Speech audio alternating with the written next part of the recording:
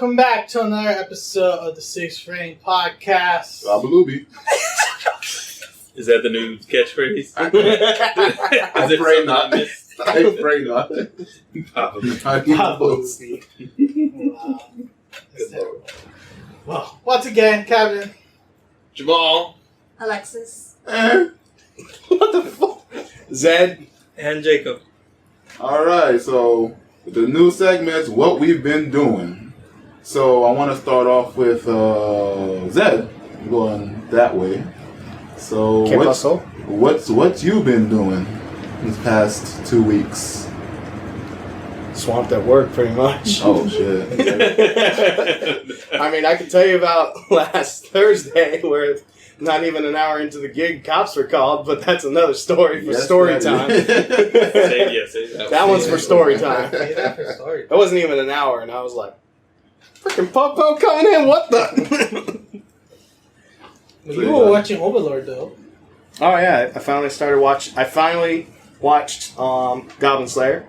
Oh, okay. And I'm excited for, would you say it was like a movie or season 2, whatever's coming? Yeah, movie. Because I love when I found out it was kind of loosely based of kind of like a tactician D&D kind of style. Mm-hmm, yeah. I mean, you can ask Kevin over here. I was freaking out when I was like, he's a fighter from D&D. He's the fighter class. Mm-hmm. I love how he was always picking up weapons and using them. So that was cool. Yeah. And I recently started Overlord. and I'm gonna butcher her name, but Abeto scares the shit out of me. Oh, it gets worse. I mean, it gets worse. no, I believe you because I mean, I was like, okay, she's calming down. Then she does her like, I don't know another word other than to say bloodlust, and I'm just like, okay, you're reminding me of my stalker. Back away. Story time. That's another one for the story time. All right, that's cool. Well, I've been watching Lock and Key on Netflix. Oh, That's good, right? Bruh, that thing is fire, bruh. The thing is, it's kind of like these keys have special abilities, and it kind of it opens, like these keys opens different doors, and it's like, so amazing how they executed it. Oh my gosh. But there's a character that I hate the most, and wanted to split her, but but other than that, it's a good watch, and it's Stephen King's son. Yeah. Yes. Oh wait, what? Yep. Yeah. He made a comic book called Lock and Key. I showed it to you when we went to the comic book store down the street. Mm-hmm. They did the show. Yeah. I remember he said he kind of kept it hush hush because he didn't want people to know that he was Stephen King's son. But he's Stephen King's son. And another one I've been watching is something that just dropped recently. It's called Glitch Text from Nickelodeon. Glitch text. Yeah. I've seen screenshots of it. Mm-hmm. It looks interesting. Yeah, it is. It's like a show for gamers. If you know all these gamer like keywords and stuff like that, this is a show for you. That's a little bit cringe. Do they on say- my book. Huh? It's a little bit cringe on my book. I mean, yeah, but once you get into it, you'll definitely enjoy it. It's just the fact that Nickelodeon did them dirty. Oh. Yeah, so that's a story for another time. Okay. Do they say GG every 5 episodes? No. They never say thank GG? God. Thank God. How do you not say I don't want them to GG? say They gotta say it once. No. Keep it at that. Alright. That did. Surprisingly, I watched a lot and I read a lot. I finished watching Gunhead and Gunhead. Dr. Stone. Mm-hmm. Dr. Stone's my favorite out of the big 3, Awesome. which is Dr. Stone, Nice. Demon Slayer, And my and My Hero. Mm-hmm. And those are in order of how much they impressed me. Okay. Yeah. So right now, Dr. Stone's my favorite. Yeah. So good. That's good to know. That's good It to is know. so good. Mm-hmm. And what else? I started playing Dragon Quest V after watching Dragon Quest My Story. Oh. It got me wanting to play Dragon Quest. Yeah. So I've been playing that.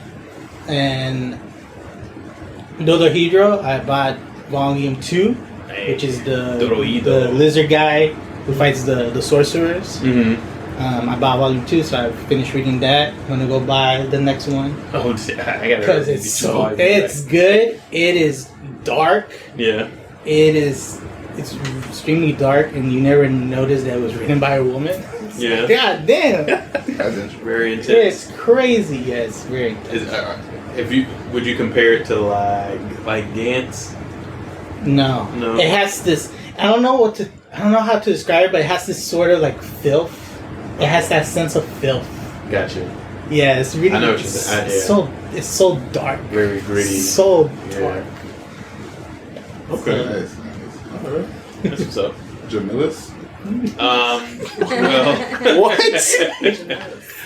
Well, me and Alexis, we've been watching a bunch of shows, so I'll name one of them because I'll let her take the one I know she wants to talk about. but we've been watching on HBO. They have this documentary about McDonald's, and so what? That's the one I wanted to talk about. I thought you wanted to do the one on Netflix. No, fuck that shit.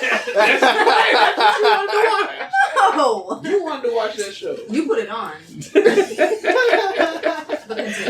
But continue. But we started watching this documentary on HBO. It's called McMillions, and it's about the whole scandal with the Monopoly game. You guys remember the Monopoly game that McDonald's had? Mm-hmm. So the games were fixed; they were rigged. So that's why only certain people were winning, because they found out the mafia was behind it, and they were the one rigging the games. Yep. Even McDonald's didn't even know this. McDonald's was totally lost. Like, they thought people were like really winning. They're like, "Oh wow, this is great. People are winning." But yeah, the mafia were able to get their hands on the pieces, and they were able to duplicate the winning pieces. And so it just goes into depth on how they did it. And I don't know if you guys are familiar with the Colombo family, the Colombo Mafia family. Yeah. So they were the ones that were behind it. But wow. It's really interesting. It's a really interesting So it's high documentary. profile. Yeah, it is. Wow. And like you follow these FBI agents who are investigating it, and they pretend to be people that work for McDonald's. So they're trying to track down everybody that's involved. It's really good. It's a cool documentary. Ooh. I think right now it's 3 episodes? 3 episodes out. It comes out every Monday. Mm-hmm. Episodes drop every Monday. So if anybody's interested, definitely check that out. It's called McMillions on HBO. Yeah, I'm watching All that. right. Interesting. Oh, yeah. Yeah. All right. Alex. Me? Yeah. Well, Jamal left me with a show that I really don't want to talk about. So I'm going to run through this real quick. It's called Love is Blind. And I don't recommend it.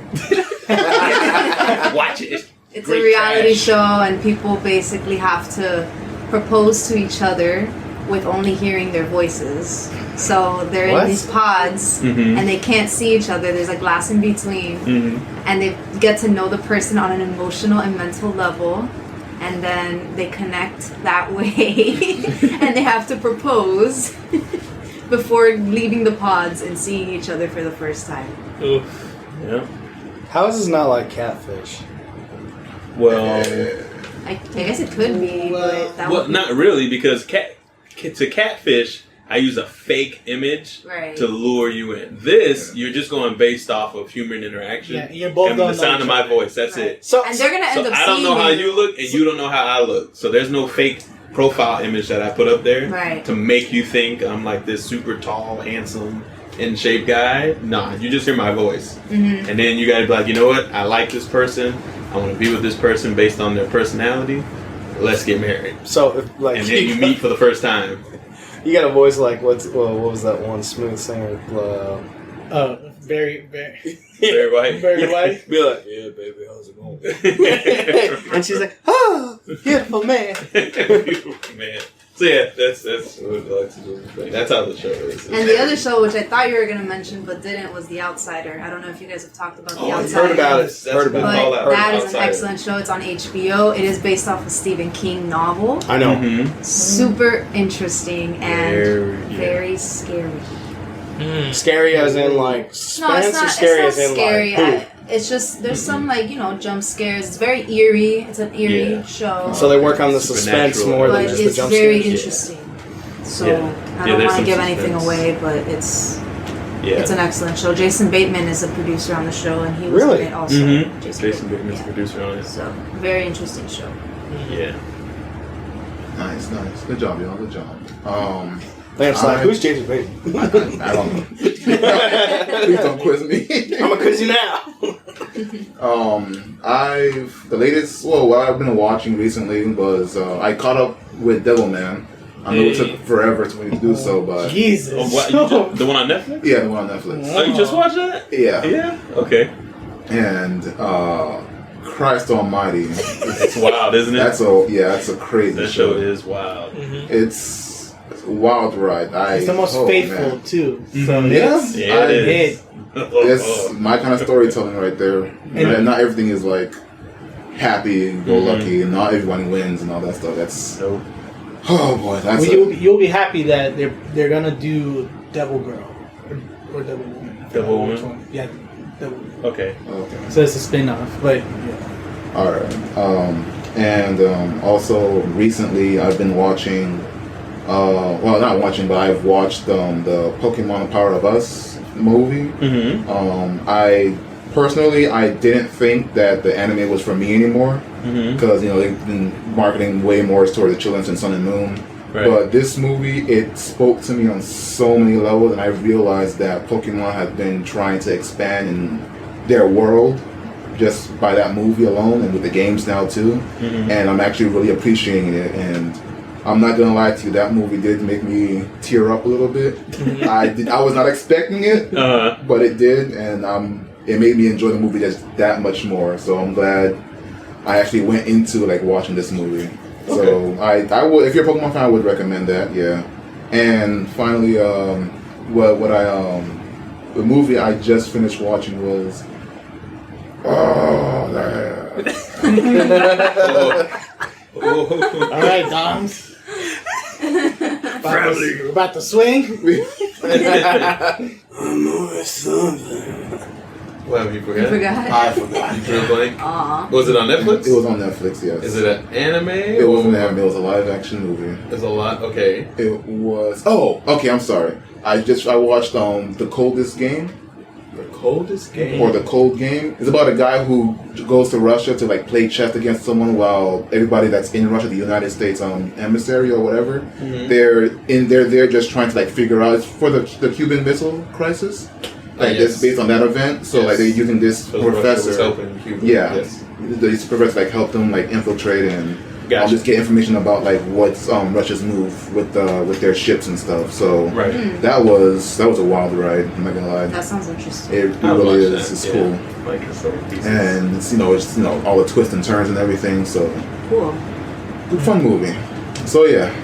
That's what we've been doing at the 6 Frames. And now on to our topics.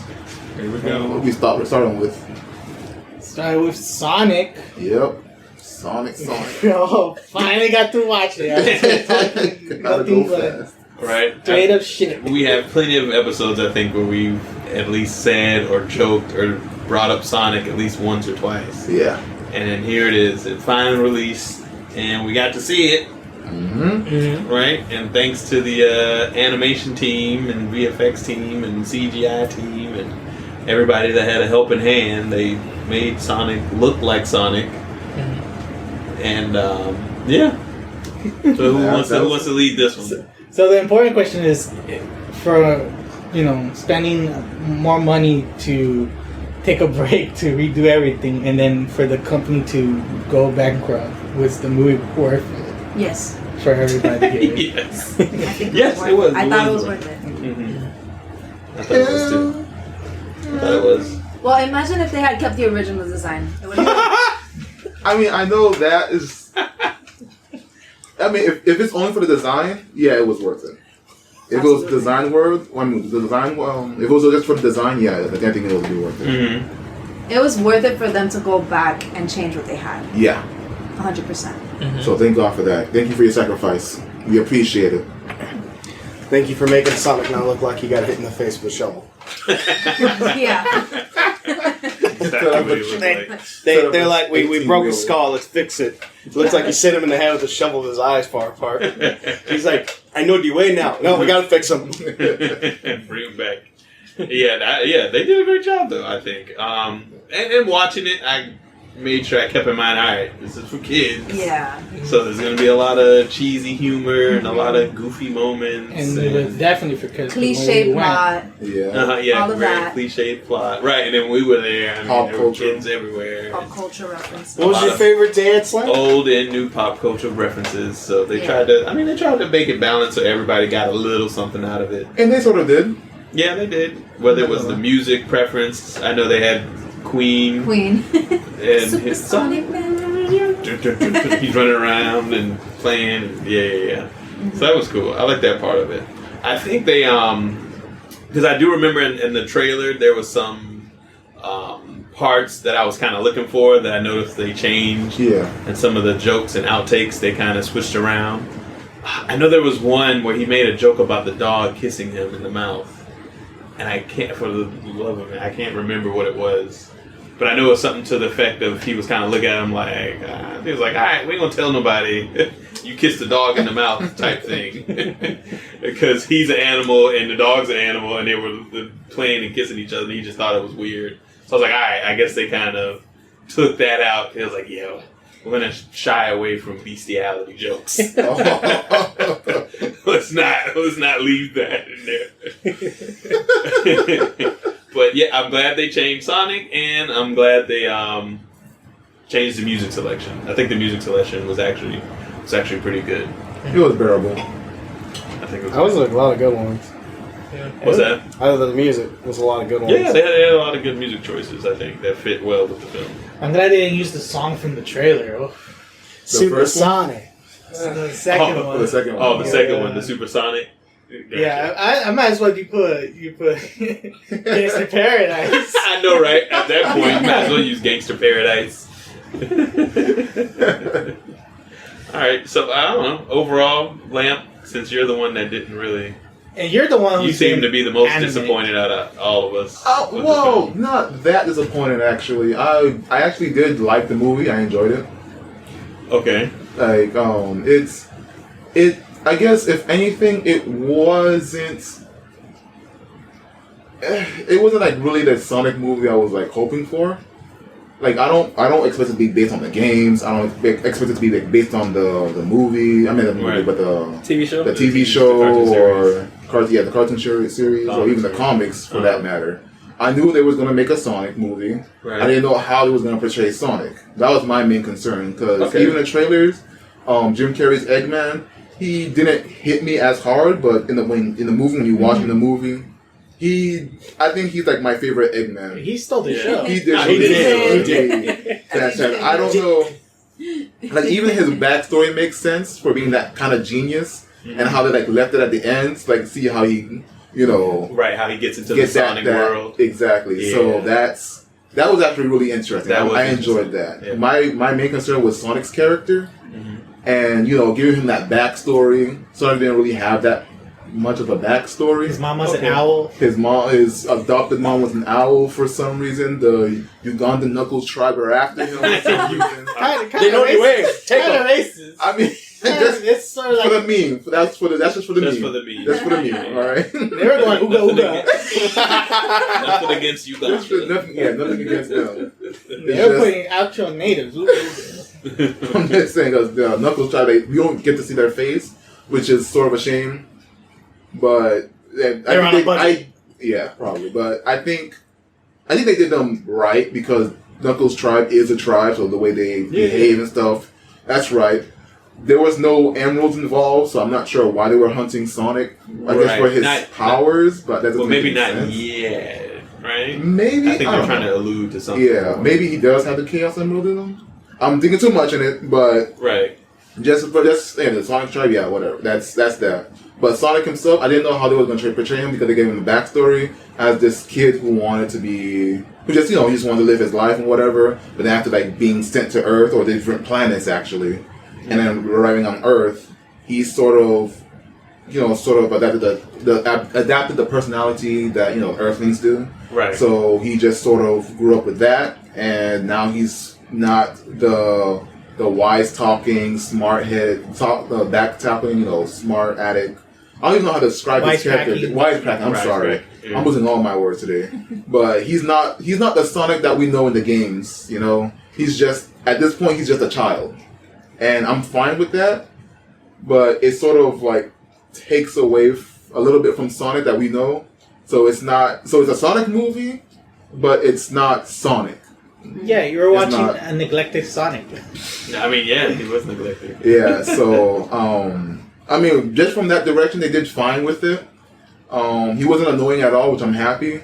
He did, the voice actor did his job. I guess, like, what really weirds me out a bit is just having Sonic, like, wanting this idea of family, you know? He's always been a loner, he's always been by himself, with Tail by his side, and that's all he needed. He has friends come over, one here and there, but that's just, on occasions. So, like, seeing him, like, wanting this family, wanting this relationship with everybody, wanting to be friends, it just felt out of place. Just as a Sonic, just as someone who knows a lot about Sonic. So I understand they have to like water some things down for the kids or just change things around to make it make more sense. Right. And how it will work in our world. But what we got, this wasn't that bad. So I'm happy about it. The effects, whenever he like gets that electric charge on him, and like the hair, I just noticed that he's a hedgehog. Yeah. So that's like, that's cool. I didn't notice that, but like it was like, yeah, he's a hedgehog. Yes, that's cool. Yeah. Like all his charges, all his ball rolling, all that. Every time I see that, even when he like hits the tank, it's like, oh, that's cool. Oh, that's cool. And it's great. It's a good ride. Yeah, I enjoyed it. I just wish they just stopped with all the Fortnite dances. Yeah. Yeah. I get it. Age the movie. It really did. And every time he did it, you could hear the little kids.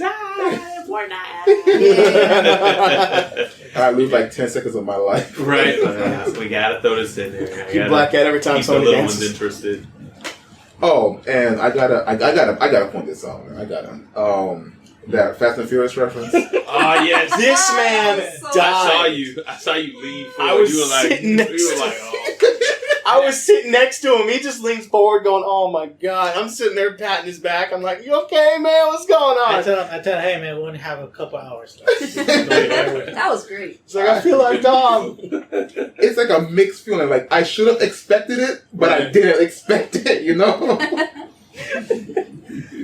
Oh, man. They got me with that one, all right? I can't say it was bad. Right. Because it was good. Yeah. But damn, it shouldn't have been there. Right? I just wish I didn't hear it. Oh, man. I know there's more that I want to say, but I want you guys to go ahead and finish off. Go ahead and speak your piece. Alright. Alexis, how'd you like it? I liked it. It was entertaining, but I did go in with the mindset of it's a kid's movie, so, I'm not expecting like some elaborate plot. Very cliche, but it was enjoyable. I wasn't bored. Loved Jim Carrey's character. Definitely super enjoyable to watch. I do want to talk about the VFX because I thought they did a really good job incorporating Sonic into the live action world. And especially the scenes, like you were talking about his quills and the hair. The scene where he gets wet and then he like dries it off. All the light hitting each individual strand was so beautiful. And then the one scene that really amazed me, like I loved this scene, and I would love to hopefully see a YouTube video behind the scenes on how they did it, was the scene where Sonic and the cop, Tim? Tom. Tim? Tom. Yeah, Tom. Tomato. No, it was Tom Tommy because his boy. dentist calls him Tim. Yeah. Gotcha. Tom. So Tom Sonic Wachowski. and Tom were at the bar with all the bikers and all those people, and then when they start the bar fight and Sonic, like everything slows down and Sonic starts going around everyone, and everyone's like, it's like this parallax effect, and you see all the water in slow motion and everybody just stopped, and him going around and messing with everyone. That scene was, I was just like jaw on the floor. This is so cool. He quicksilvered them. Yeah. It was a great scene. So I think they did such a great job, and I really hope it paid off for the team to go in and Well, no, they got. I mean, there is some scenes where you kind of see the green screen effect, kind of. yeah, that was especially the scene where Jim Carrey's character, the Robotnik, right? Mm-hmm. Yeah, and he's in the ship. Mm-hmm. That scene, I was like, the green screen. Yeah, that part you can yes, tell. You can see but it. more like just Sonic's character himself, and in that particular scene that I just mentioned, I was really impressed. But it was entertaining.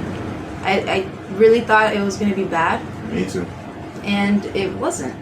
Number one movie in America. Yeah. I mean, it doesn't have a lot of competition. Oh yeah. Well, now that movie with the dog, what's the movie? Call the Wild. Call the Wild. My favorite. Oh, It's like yeah. right up there too. They're like neck and neck. I'm right sure now it'll in box surpass office. Sonic by next week. Oh. Yeah, because You don't Harrison think- Ford. Harrison Ford. I like that's like my favorite book Chewie. from Jack London, but I think Sonic might just keep it up there. But I feel like Sonic's gonna drop. So, it's not its fall of grace yet. I mean,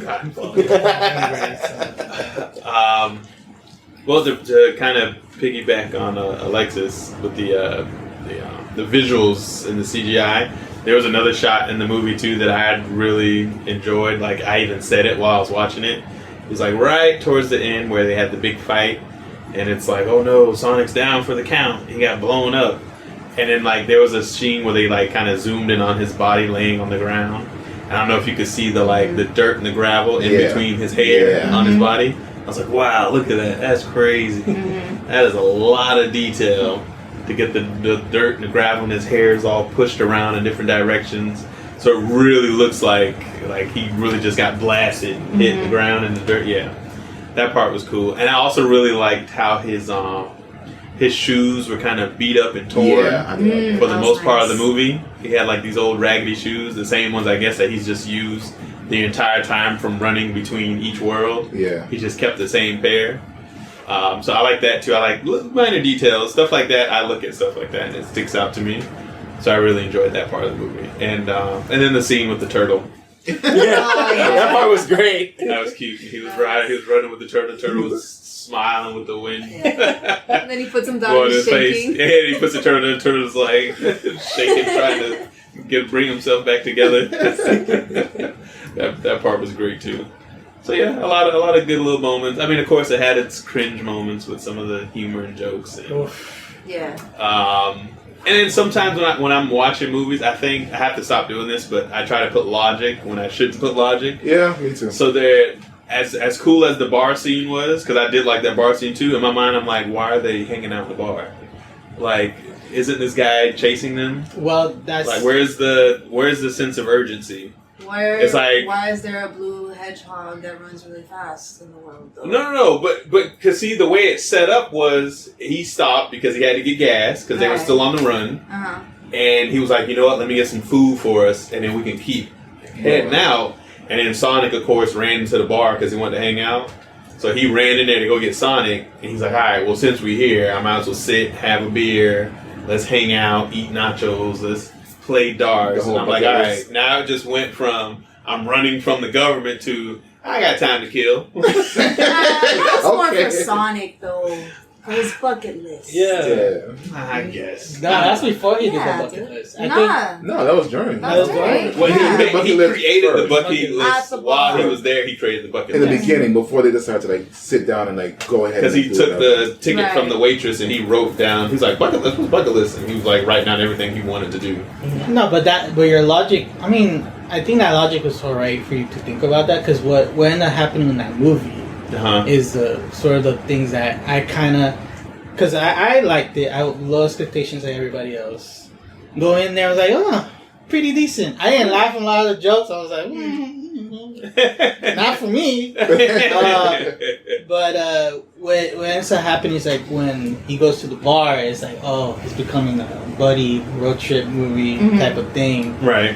And it does the same sequence of events, So that, so when it comes to your logic, it's like, it became like, oh, we gotta go and go to this place so you can get your rings or whatever, right? To, oh, let's just hang out, learn about each other, do what you want to do, and that's it. So it was his last night on Earth. his last night on Earth. But those are the ones that the only thing that bothers me in the movie were the tropes of all those things, right? Like they're in the bar, and then of course like your kind, like what kind? Hipsters. Oh Lord. But then they have a black guy next to them. So he's not racist. No, I get it. They're just trying to make it funny and a little edgy, but a little edgy. Yeah. And that scene, and then of course they have to put the fart jokes. And all these little kids love fart jokes. Yep, gotta love fart jokes. And that scene with the little girl giving them the shoes. The fresh Nikes. Pumas. Yeah, get it right, man. I'm sorry, don't sue me. She gave him some Pumas. Because Pumas make a lot of running shoes that are flexible and aerodynamic, so I guess that's why she gave him the girl went up and was like, good boy, your shoe game gotta be on fleek, man. Yeah, she was looking at the little holes in the bottom. She was like, damn, son. I gotta hook my mans up real quick. I'll hook you up. Just can't have you run around here representing the world. I can get you some fresh Pumas right quick. Puma saw them running in their shoes, and they're like, you know what, sponsor them.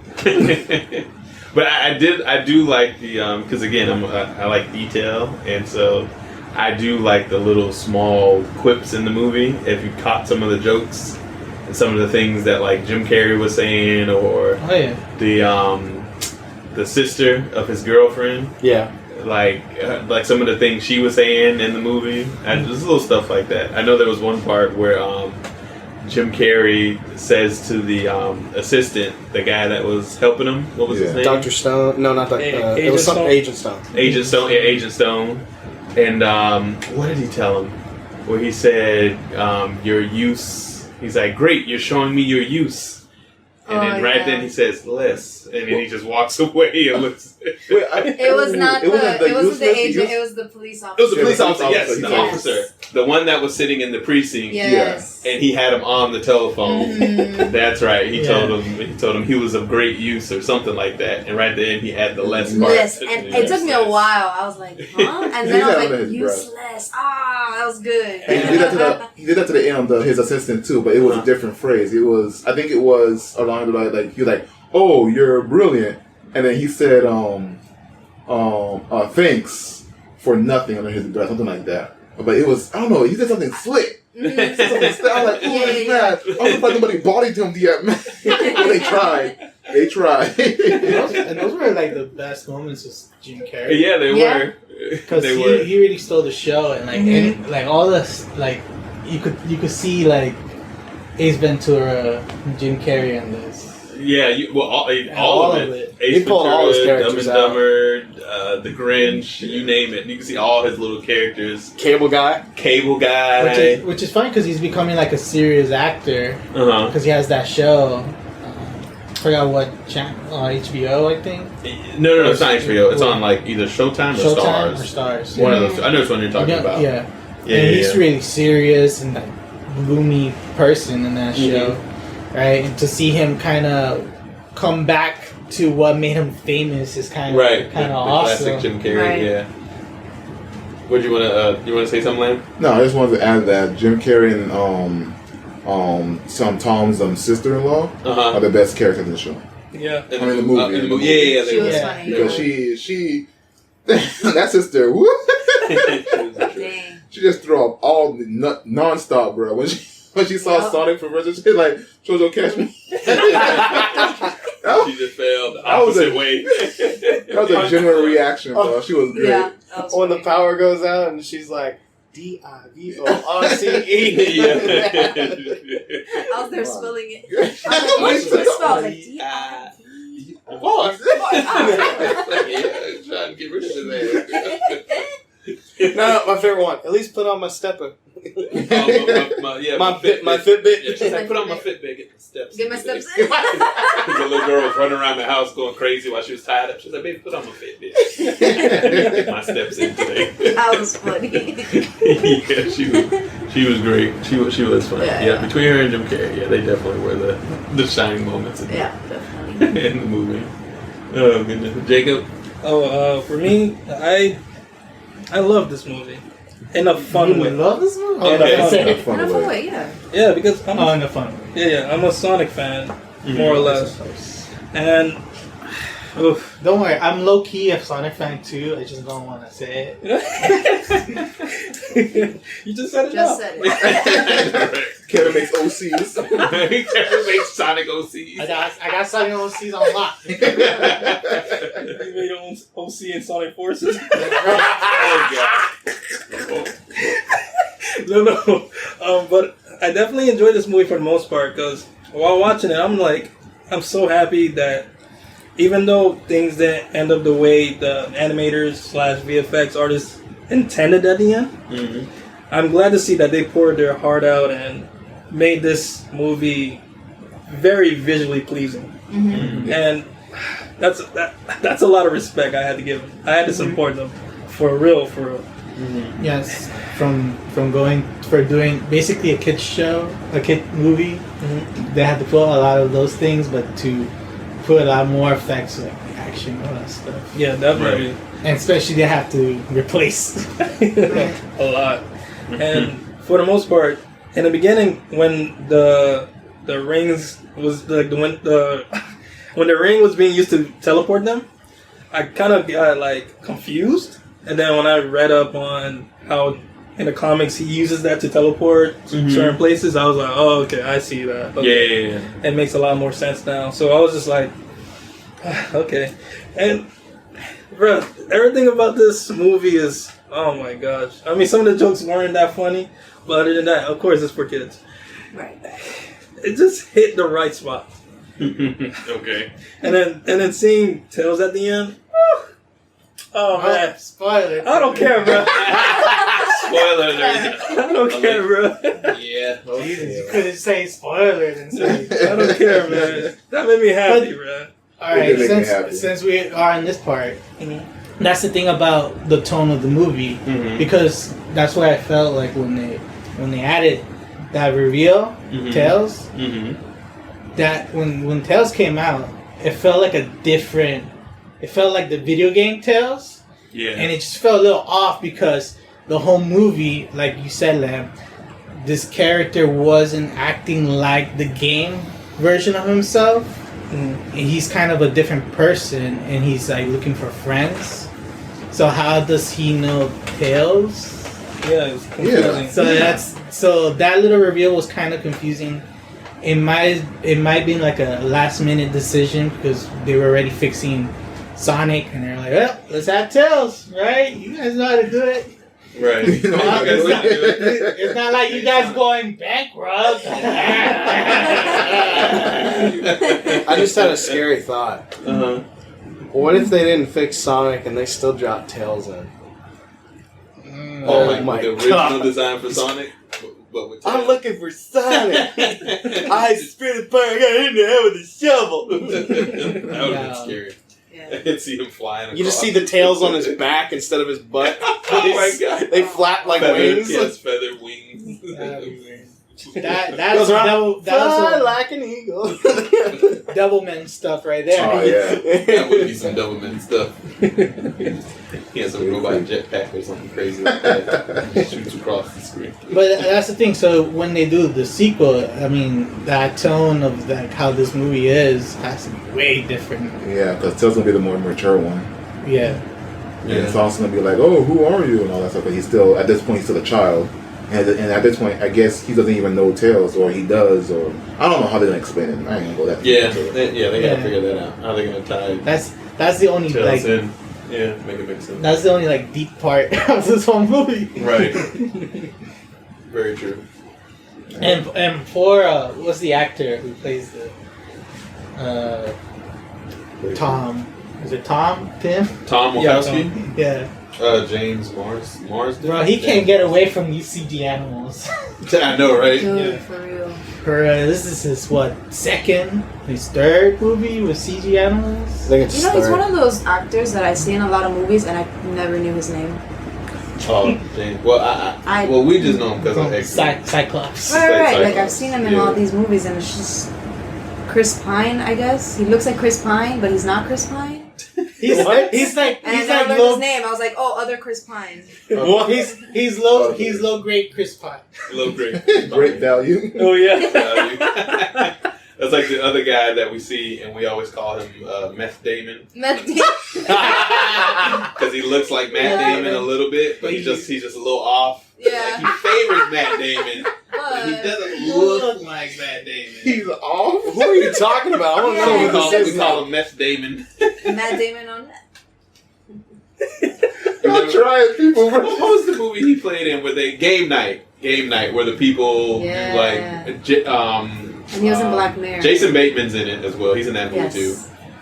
And not to get too sidetracked, but in the movie they like to have game nights with their friends and stuff, and they're super competitive. But across the street they have this neighbor who's a police officer, and they never invite him to game night because he's very like weird and strange, and all he does is just goes on these rants about his ex-wife. So they stopped inviting him. If you ever see the movie, you would see who I'm talking about. It's very funny. But yeah, just to give you an example of the joke y'all were saying. Good job.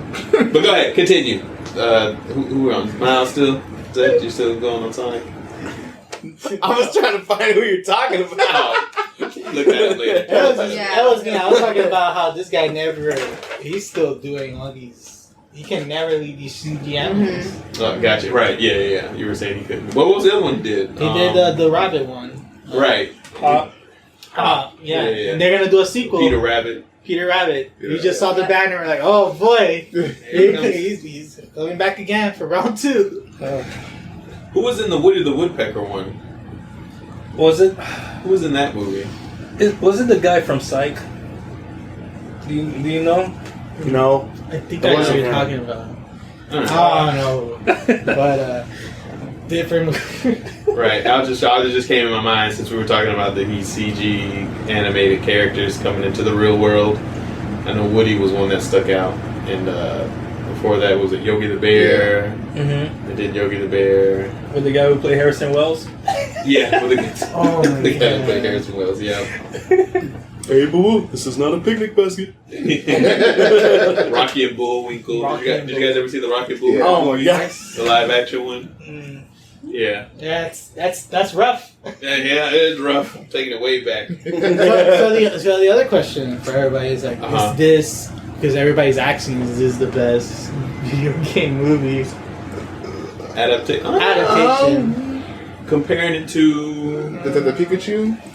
right, because that's what I was going to say. Now we're comparing it. Pokemon was way better. Yeah. Hands down. Absolutely. For me, yeah. I would put Pokemon as the number one because if video game adaptation. Because it's based on Detective Pikachu, and then the whole concept is Detective Pikachu, and they did that well. Yeah. And including adding like new things, including the Torterra farm and the Mewtwo battle and CGI and all the fur and all that stuff.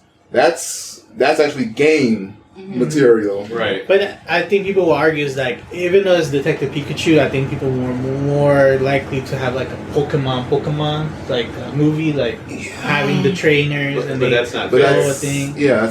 But I understand. But that's like some might argue that. I mean, but look, it's better than Mario. No. Mario. I know these kids, they're spoiled. I tell It's you. better than Mario. That's what we got. It's better than Double John Dragon. Leguizamo playing Mortal Luigi. Kombat. Mario and Luigi live in New York. And at the end, Mario gets married, and Peach kicks the door in. We gotta go back. He's got a shotgun. It's like, what the heck? What the hell is this? Yoshi's a Tyrannosaurus Rex. Oh my gosh. And so they're spoiled. They get the good stuff. That's what we had to deal with growing up. Yeah. But still, I don't know. I would say Detective Pikachu over Sonic. Yeah. It's up there. Sonic is up there. I give Sonic its props. They did the right thing by changing the character model and trying to get as much Easter eggs as they can in the film to make it relatable. But it's up there. I'll definitely put it on. So the curious nature is like, I hope they didn't burn all the old tapes. Right, when that DVD comes out, I want to do the scenes. I want to see the original cut. OG. Oh, did you guys see that they're actually selling toys of the original Sonic design? Oh god. They are? Yes. That's vintage right there, baby. Yep. That is gonna be Scary. I'm gonna get me one. Yeah. Put it where? Facing a corner. Yeah, exactly. When I disappoint myself, I'll just look at that and be like, I didn't do such a bad job. You're working on crap, and he comes over. Here, look at this, Alexis. Oh, this is so much better. Right. I feel so bad. I do got to say, like the first world when you see little Sonic running all around, I was like, oh, it looks exactly like the first Sega Genesis game. You know, where he's like doing the loops and stuff. Yeah. You notice the platforms they had the checkered. Yeah. The little checker design. Yeah, yeah. Detail. Yeah, the world looked really nice. As we were walking in the theater, I was looking up at the screen when he was running and going through the whole motion. Yeah, that was cool. That's why it's like it's so weird. It's like, man, why didn't you just do Like just a full 3D animated Sonic? Nobody want to do that for some reason. Yeah. Yeah. Everything's live action. Everything has to be live action. Yeah, budget. Yeah, I I'm guess. assuming instead of just doing full on 3D, they do a little bit of both. Crime So I the get it. River. I know, right? I do a little bit of both. But it was nice to see at the, since we've already thrown spoilers out there, at the end with Jim Carrey as Dr. Eggman, how he changed with the goggles. Yeah. Oh, the evolution? His mustache grew out really long, and he shaved all his hair off. Because it's going crazy. Yeah, because he's going crazy. And he started talking like Dr. Eggman. Yeah, he Yeah. did. Did you notice that? Like, Yeah. his voice kind of changed, and his That's laughter, great. he was like, ah, ha, ha, ha, and he's doing the evil laugh and making the bad jokes and the bad puns like he does in the old cartoon. Yeah, I thought that part was cool. Pingus! Like, there he is. That was cool. And plus, I guess it kind of shows how he ends up on the world with Sonic. Yeah. Because that was one thing I never understood in the cartoons. Like, how is he the only human and everybody else are animals? So him going through the portal and getting stuck there, I guess that makes sense. And I guess he'll just use his resources to build his army up again. Yep. Yeah. So that should be interesting. Can't wait for the sequel. Oh man. Yeah, I know. Right now, I'm kind of looking forward to I it am. Yeah. because I want to see how true they're going to stick to some of the original stuff and how they're going to adapt it and bring it into current. Yeah. And add the other characters. Right. Add other characters. Or even the Chaos Emerald, if anything. Right, which I'm sure they do because, like you said earlier, we saw Knuckles' tribe, the echidnas. So seeing them chase him, it has to do something. Because the only time they get involved is when the Chaos Emeralds are involved. Yeah. So yeah, He knows their way. Oh yeah. Hopefully they're not doing that or going ooga booga, chasing you. I do want to say, like, in those scenes where when, what's his name was like taking Sonic in, and he's like, "You could stay here." It's like, man, if that was the old Sonic, I'd be like, "Yo, get this thing out of here, man! Throw him out! Throw this wild beast!" This wild beast. He'd be like, hey man, that's not cool. Get out of here. You're right, his little voice. And I don't know, did you see on his comic book stack he had Flash? Yeah. He had Flash comics. On Yeah, the that was- I noticed that on his nice. little stack of comics. That Yeah. was dope. My favorite part is still all the Quicksilver moments. Oh yeah, no, of course, with the rockets shooting and the laser beams pointing at him. And that was dope. That was cool. I just want to say this. My only little problem with like the whole Quicksilver scenes and stuff like that is that I know Sonic's supposed to be fast, and that's why he's able to like go to that whole thing. But the way they're making it is as if he stopped time. It's not like he's going fast; it's just stopping time. No, because if you watch it, they're still moving. Yeah, I know they're still It's very slow. It's slow, but like It's very subtle because he's in a different zones. space, I Right. guess you will. I Right? guess, yeah, Because I'm you're so fast. It's almost like with like ants or a bug or something. Like when you're getting ready to swipe it, you know how you try to swipe a fly and the fly just moves. You're like, damn man, why is this fly so fast? Yeah. Because they're just in a different time zone, man. Like by the time you get there, the fly's like, I'm already gone. So you gotta kind of think of it like that. I know space and time, it's a crazy concept to think of, but that's kind of like how it works, I guess. Yeah. More or less, that's the dumb version to me. So, Okay, yeah. I guess. Yeah. All right, I'll let that Thank slide. you, Jamal. I'll let that Jamal slide. Rock Tyson. Collins. Right. There you go. And Jacob? One the next one. one last thing I want to add is that thank you to Tyson Hess, the director of Sonic Mania, the video game, and for being the Sonic movie artist and designer. Oh, he did. Okay, that's all right. That's Okay. fine. Alright. Yeah, All right. Good job. thank you. Very cool. I hired him last minute. They're like, we don't like these calf muscles. Get out of here. Right. And also think to the fans, this is the one movie that needed everybody to be outraged about. Yeah, for real, y'all. So they could forcibly change this movie. Yeah, people are like, we are not watching this bullshit. You release this in things you want to, you're going to be sadly mistaken. You're going to end up like that other movie we're going to talk about on the list. Oh, yeah, Down to His Blood. Alright. So, what's the next topic? What else we got, Kevin? The next one we got Dragon Quest Your Story. Dragon Quest Your Story. Okay. This is the one that's on Netflix, right? It's one on Netflix. It came out, like, the 13th? Around that time. Oh, February? Yeah, February. Oh, okay. Yeah, it came out around there. And it's loosely based on Dragon Quest V. Okay. So a lot of the story takes place on the premise of the game itself. So in Dragon Quest V, it's called The Hand of the Maiden something. Mm-hmm. So it's pretty much about this kid who grew up not knowing that he's kind of royalty, but he grows up and then he kind of lives his life, because you see him in 3 arcs when he's a kid, Right. from adult, slightly adult to an adult. Okay. You know, and in the course of that, you see his life hanging out with his father, to him being a slave, and then meeting a potential love interest, to him getting married and having kids. And that's pretty much the genesis of the movie. From everything else, from A to B, is just like the game kinda, but tweak for a newer audience. You know, so a lot of the things were changed, and a lot of the aspects of the adventure of Dragon Quest V, they kind of cut out for time.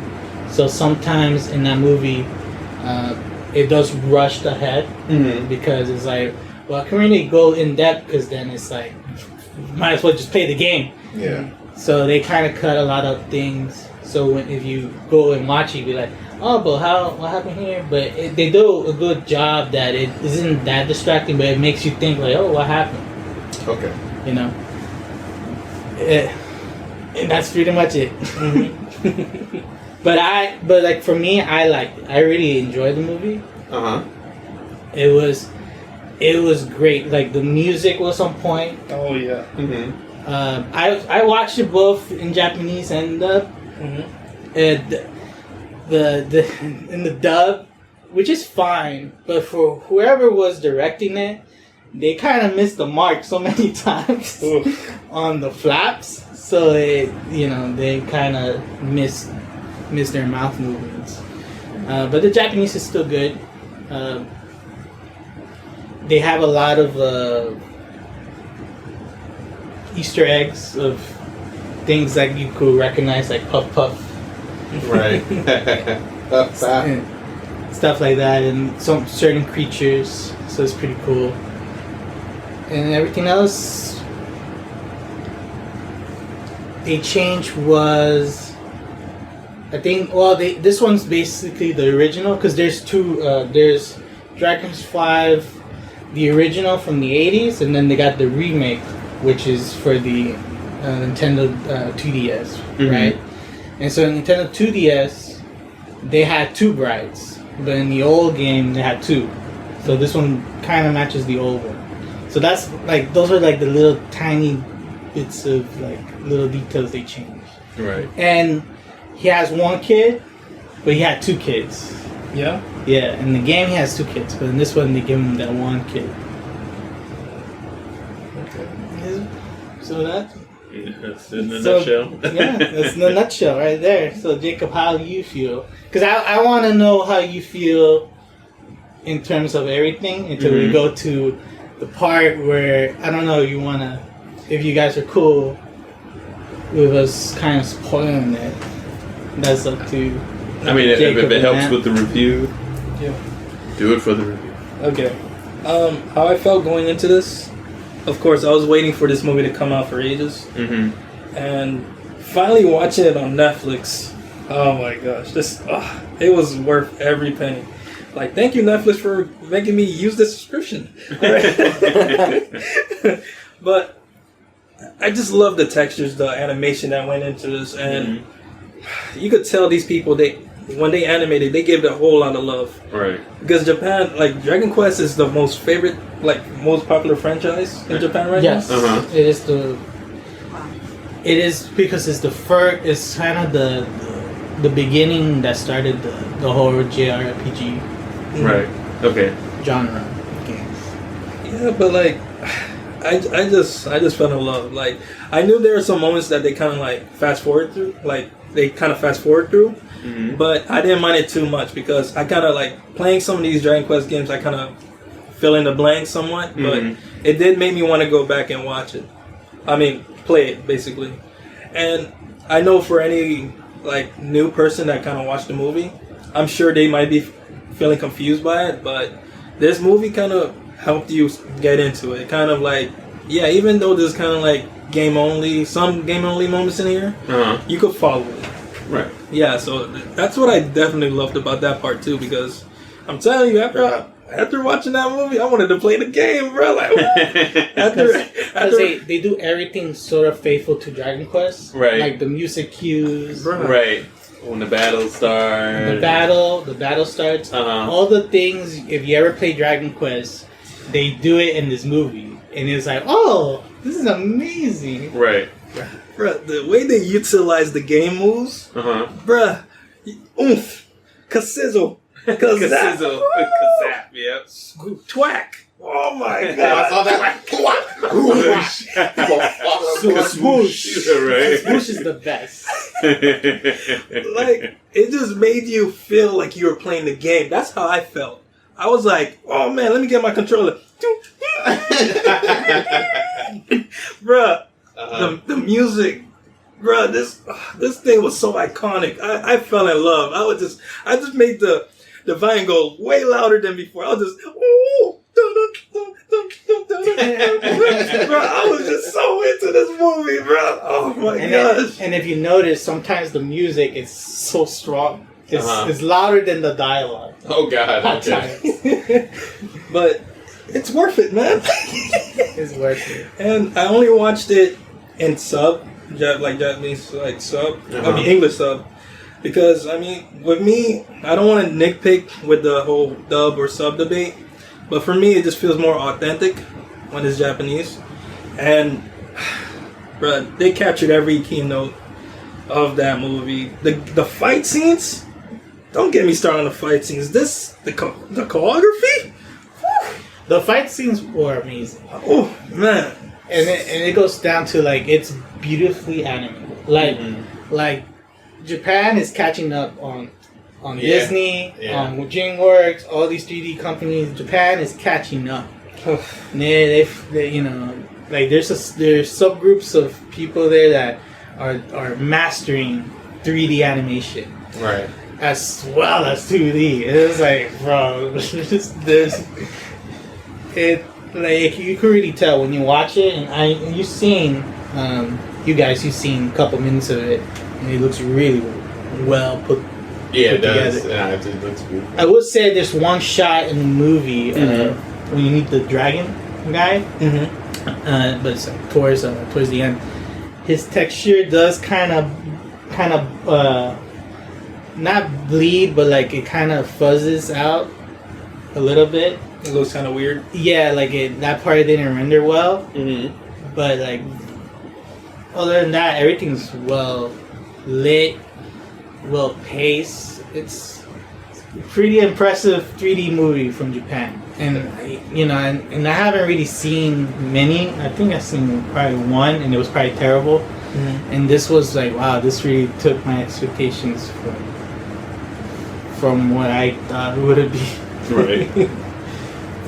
Yeah, I just can't wait until Lupin comes out, because oh my gosh, like I can't keep myself still, bro. Like this, oh man, watching this, oh my gosh, this is making me like this is making me have high expectations for the amount of high caliber Japan might come up with because of this and Lupin the third. Right. And then like I don't know what else, but like it's easy enough with Japan with their 2D animation styles. Right. You already know they got it down packed. Yeah, no, of course, yeah. 2D, they've got that down low. But it's just seeing them work efforts, like just working so hard on this 3D aspect. Mm-hmm. Oh my gosh, it's so rewarding, so very pleasing to the eyes.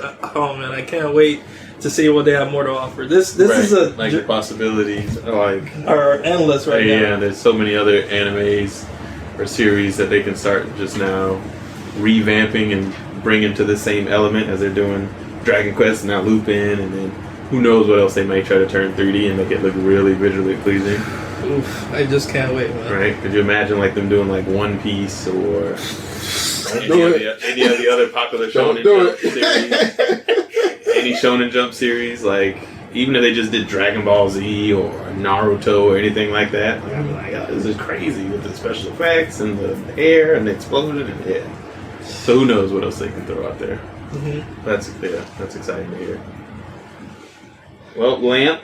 I mean, for the most part, everything that Kevin and Jacob has been saying has been pretty much on par. Everything was great. The other thing was great, like the animation. I can't. Like Jacob's going crazy over it, but a little bit more in depth. Like the animation style that they use for it, it's mostly for like the fight scenes.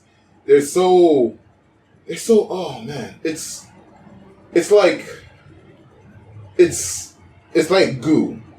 It's I know it's like weird to say, but like it's like goo. Like when you see goo drip, you see that whole effect of it, just like in slow motion, and it's like beautiful. That's how the animation is like. Because like when you see Luca, the main character, you see him fighting, like especially at the last battle, when he's like jumping around, like leaping, he's falling with gravity, everything's stretching. Yeah. Yes. He goes down. He had like these heavy artilleries. He's swinging, and you can see the force and how his body moves and everything. Right. All of that done, like all the fight scene, they're done so well. Oh man, beautiful. I'm about to watch this tonight. And damn, it's great, man. Let me tell you, the thing is that you never seen fight scenes in 3D animation like this. Because it's like everything that you've seen in anime, but just in 3D, and it's like fully animated. Right. And it's like the most spectacular thing you've ever seen. It's awesome. And my favorite 3D model, the character's the bad guy.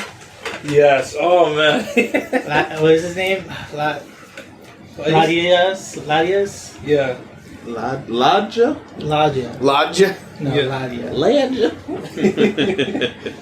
No, but when you see him, he's so demanding. He's a weird looking character, but he's so demanding. He's so demanding in his presence, and it's awesome. He really kind of stole the show in this movie. Yeah, like this bad guy just stole it. Yeah, like based on his subtle movements with the way they animate it, it's so nice and detailed. It's like, dang, bro, I hate this guy. He's so cool looking though. I like the way they made him move, like and the way he uses the spells, and oh my gosh, I'm fanboying right now, but like this movie is a smorgasbord of amazing theatrics for the animation eye. And a love letter to Dragon Quest. A love letter to Dragon Quest. Because if you love Dragon Quest, it's funny because I wasn't sure, like maybe it doesn't translate well, and then I showed my mom this movie, right? And she really loves how the world and the story. She really liked it. I was like, oh look, it kind of really does translate. Then it's not just like a video game thing. So I feel that this is the best video game adaptation movie. Yeah, for real though. Okay. Now, Lamp, I know you had like something about the film that you were kind of like, or you didn't want to spoil the ending. Well, that part of the movie. I just want to say like with the main villain, like how the live action version of Death Note, Ryuk. Okay. The best part of the movie, that's pretty much the main villain. So he was phenomenal. Can't lie. Like he has that whole creepy presence. His nutsack pulsing chin. His nuts. And his Really, teeth. it's like His it's 500 crazy. His teeth, everything is character. No. The way he looked like with the bald chin looked like Arnold's grandpa. Yeah, from Hey Arnold. Yeah, he does have that. He has a little booty chin. Yeah, the real booty chin. The real booty chin. Let them cheeks clap. Lord. Like, oh man, it's the movie. The movie overall is just visually gorgeous. Like Jacob said, it's like a spectacular movie for like animation. Like Kevin said, it's a Dragon Quest love letter, and I agree with both of that completely. My main problem with the movie is that to me, it wasn't a Dragon Quest movie. You know. Okay. What I mean by that is like it takes the original, like from the beginning all the way to like that part before that part of the ending. Everything felt like a Dragon Quest movie. Yeah, a lot of parts were rushed, but that's obviously because the games are long as hell. They have so many dialogue. You can't really put that all in the movie. Let's skip some scenes. And like the transitions are even the transitions are fun. Because like when you're seeing Luca starting off and his journey to like find the true hero, he's accompanied by the slime, and he's like, all right, he's like, oh, I don't want to be with you right now. Keep going, but he keeps on showing up. Be like, all right, fine, tag along. And you see him going through everything, and then you see him bringing up with his like Percy, his Sabertooth, and it's like a fun time. They have like several montages because they can't really prolong that, so obviously that's not a problem. And even like the villains, not the villains, but the enemies of the games, and when you see them translate into like the movie, it's great. They have their character, they have their look, their likenesses, they're funny. Some of like when they get the screen time, they're interesting, they're nice to look at. They have the homages like the golem, the giant ogres. Even the robot machines. I forgot what they're called. Killing machines. Killing machines. The reference to those, and it's like, oh, that's great, that's cool, that's nice. They get me mad because I was like, man, those things are hard to kill. They are. Those are bulky ass machines. They are ridiculous. But my main, like I said before, my main problem with the movie is that it's not a Dragon Quest movie. What I mean by that is just like how we got the Sonic movie and the Pikachu movie. Like they sort of follow that theme of just being a movie. And the spoiler itself is not that I'm not mad that they went this route, but it didn't really deliver on what I wanted. Alright, so pretty much just like with Detective Pikachu and Sonic, they pretty much they had their movies, like the beginning to end it was just the movie. But with Dragon Quest it was I'm gonna spoil it now. So what you could say is your story. Pretty. I guess I should have seen that coming, but at the same time, I was hoping that it was just about Luca and his story because that's how it felt like when it started.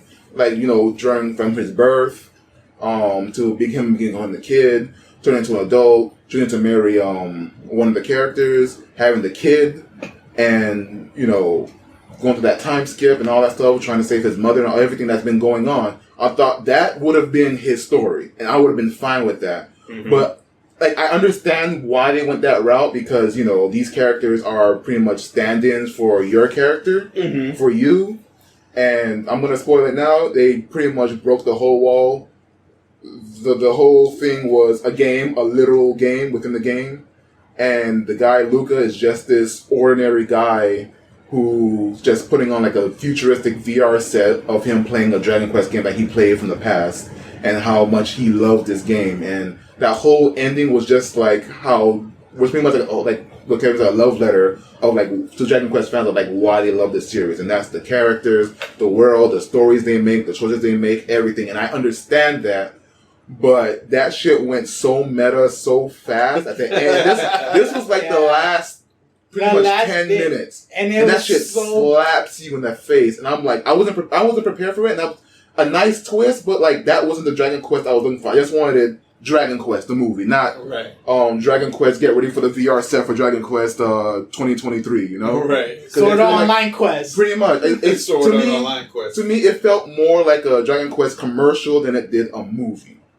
So So I'm not like it. Like it does everything right for Dragon Quest, but it wasn't the movie. It wasn't the movie that it wasn't the movie. So it didn't really satisfy me because it felt a little bit of a cop out. Right. Because it's not continue it. Yeah. It's Yeah, it was the thing that my mom really hated. It's like, what? This happened? And it sucks too because like I would have recommended this to like even non-Dragon Quest fans, but because of this whole shift of it just being just about Dragon Quest and not a movie about Dragon Quest, it just feels like trying to tell somebody, yo, why you should watch this movie? It's a movie about the game Dragon Quest. It feels more like a documentary than it does an actual movie. So I don't know. I mean, it doesn't take away from the fun. It doesn't take away from the animation, the everything that's that's amazing about it. It's just that one part. Like if you're not a Dragon Quest fan, if you're not a Dragon Quest fan, you're not gonna find this movie as. I mean, you're gonna find the movie interesting, obviously, but you won't like the ending will like leave you with like a sour note. Yeah, you're gonna like if you never really like care about Dragon Quest and you watch it, it's gonna kind of leave you kind of frustrated. Yeah. At the movie because it doesn't give you the satisfying conclusion because in the movie they follow in the story so well and they're fighting the boss and they're gonna fight the true boss, which is a Piccolo. He's like a Piccolo character in the original game, but you don't. You fight a virus that they insert into the program. And the goo, the slime that been following him since the beginning of his journey is the antivirus. He's the admin who made an antivirus. And he's just pretty much trying to keep him, like allow him to like finish his game and whatever. And then the antagonist, whatever the hell his name is, he's talking about you're just some guy in the normal world, get a job, do this, do that. It's like, god damn, man, like yo, like this world is not real. Turning to the real world. It's literally like slapping all gamers, like saying, yo, put the controller down, go outside, meet a real girl, man, do some real stuff. This is just a game. It's not. It's nothing real, It's like, bitch, we're just enjoying it, and that's. But that's also like the other message of the movie too is like. Even though it's not real, everybody loves it. Everyone loves it because it's another reality. It's another reality. This is something they enjoy, they love. Which is a fine message, but it's like I don't like it that much. I think it. Well, I have a different opinion. Yeah. I don't like your opinion. Huh? I don't like your opinion. You want to square right now? Okay. Yes. Okay. No. But going into this, I enjoyed it. It caught me off guard because I was just like, wow, like this is so cool. Like any programmer / animator or person who knows the in and outs of games, it kind of takes you it kind of brings you into it. Like, wow, this is so dope. Okay, so I'm sorry, another spoiler because what Jacob just said. Because like when the new antagonist comes in, he does this thing where he tells him about his the fourth wall. He's saying this is just a game. Take out the textures, and you see all the textures, and go into like what was that basic format in Maya? Just white. Yeah, just white. I forgot white, what it's called. Texture. It's like the default. Well, the default or the Lambert. Yeah, so everything's going Lambert, and then like he says take out gravity. Occlusions. Yeah, the face collisions. Collisions. So like he's like trying to grab his wife. And he's holding on. He's like, take out collision. He snaps his finger, and then he just fades right through. And it's like, yo, that's pretty dope. And like, yeah, it is dope. But like, continue. And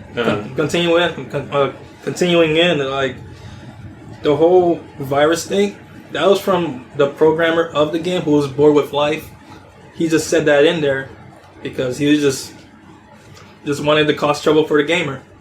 And to me, I felt like that was kind of cool. It's not just like it's just telling you, all right, this game, like you're a loser or whatnot. what I felt was that this game, I don't know if I'm explaining it right. And there's a lot. You're getting hey man, the lap.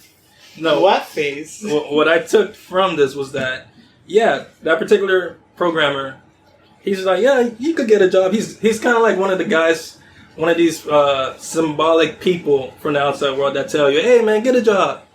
You're weak, man. Go ahead and not play games anymore. Go ahead and do something productive with your life. But this kind of like, this movie kind of showed you a message like, hey man, you spent so much time with this game. You spent so much time with these characters. You felt you had a lot of fun. This touched your childhood and all parts of your life. Right. Don't let that get to you. Don't let these negative things get in your mind and make you feel some type of way. I definitely enjoyed that message for the most part. I love that part of the movie. And that's why that ending kind of took me off guard, but I loved it anyway. They ain't told me that. I'll tell you this. When I first watched it, I did enjoy the ending. Although I kind of see the flaws of it. But I enjoy it for not the part where the virus is telling him like, oh, this is the part where the hero starts his speech. Like this is real to me. I've enjoyed it because my mom gave it to me, and then I played it as a kid, and it's still fun, even though I have my life and responsibility. Mm-hmm. This is a part of me. It's not just nostalgia.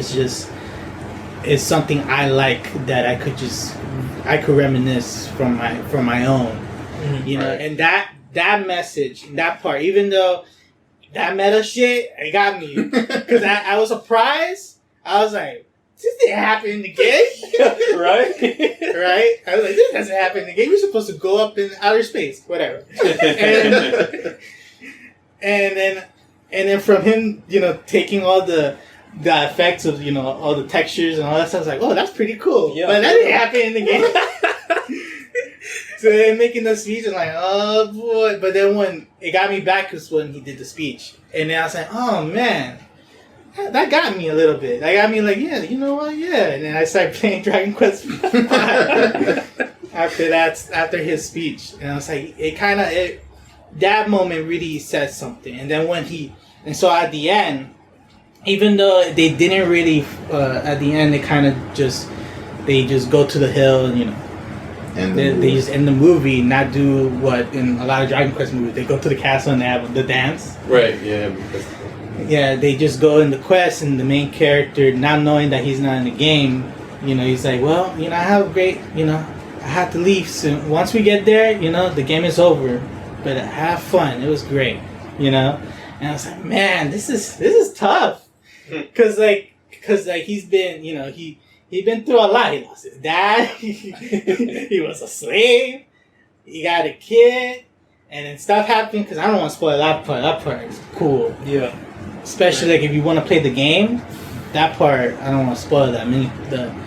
What happened in between. But then after that, it's like, man, I need to play this game. I gotta go back to my roots. Yeah, for real. And lavish. I mean, the messages are fun. It's just, I don't know. It just didn't really make for the Dragon Quest movie. But I'll tell you this. When I was watching it again with my mom, she's like, I don't like that. So she was like you. She didn't like that. She actually said, why didn't she just... Because there's also another thing, because when I watched it again too, I was like, it actually would have been better if he just completed his whole quest and then just ended in him waking up. Yeah. And I would have been fine like that. And that would be great. Understood. That was his story. That was his story. And I told my mom that, and she's like, yeah, why didn't you do that? That would have been great. That whole virus thing was kind of not needed. I mean, that part with the speech is great, but... It was. But anyway, watch Dragon Quest. And your story. Yeah. Just watch it. If you're a Dragon Quest fan, I think you will definitely enjoy it. Hey, Jamal, It'll make you... I still plan on watching it despite what happened in the ending. I mean, that's fine. I've seen enough good and bad movies to kind of get past that ending from what y'all telling me, so... Just based off the hype that Jacob's given about the animation and the quality. Oh, no, that I'm already animation. sold on it. I definitely want to watch it. And just to see the character design, because even when I played Dragon Quest XI on the PlayStation, like sometimes I just sit there and I just look at like some of the villains and the bad guys that you're fighting. Yeah. And I'm like, man, look at the detail in this thing. It's such a huge difference from the old games up until now. Like you can tell the generational gap between some of them and how they just like leaped ahead. And like, this is it. This is what we got now. Look at all this detail we just threw in this game. And it's great. And they still keep that same character, classic Akira art style, that Dragon Ball kind of, that same whole vibe and look to the characters and the designs. Yep. Sometimes when I'm playing it, I'm like, wow, this guy looks like he's straight out of Dragon Ball Z. Everybody look like Goku or Trunks. Huh? Everybody look like Goku. Exactly. Everybody looks like Goku, Trunks, or Chi-Chi, or Gohan. Right? Let me tell you something. Or Gohan, yeah. In Dragon Quest V, your son looks like Team Gohan. Yeah. Super Saiyan Team Gohan. Right. Yeah. And in Dragon Quest XI, you look like Trunks. Yep. Your main guy looks like straight out of Dragon Ball Z Trunks. But yeah, I'm definitely watching. It's funny that you mentioned that because they don't have the style of Akira Toriyama on that one. In the movie, only the enemies though. Only the enemies, but like the actual human model, they're nothing like that. Okay. Which is interesting. Right, it's not a bad thing. It's not at all. It doesn't take nothing away from the movie. It's just interesting choice. That's all. I would have actually liked to see like how a Dragon Ball-esque character would look like in that sort of style. Right. But I guess we missed that mark. I mean, we'll try again with Chrono Trigger.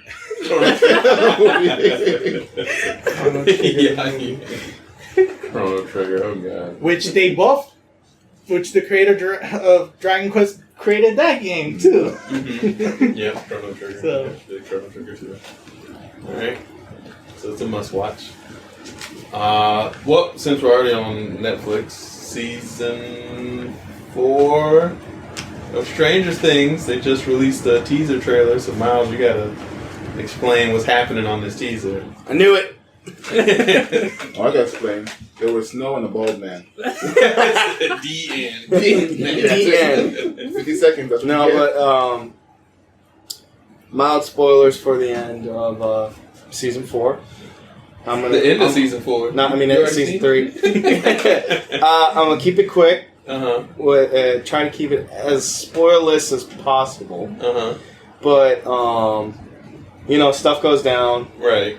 Harper. It looks like Harper dies. Okay. But I'm sitting there going, I was like, man, he ain't dead. At first, I thought, man, they're actually gonna kill my favorite character. And the more I kept watching the scene, they were longing it out. I was just like, man, he ain't dead. So you think he's dead?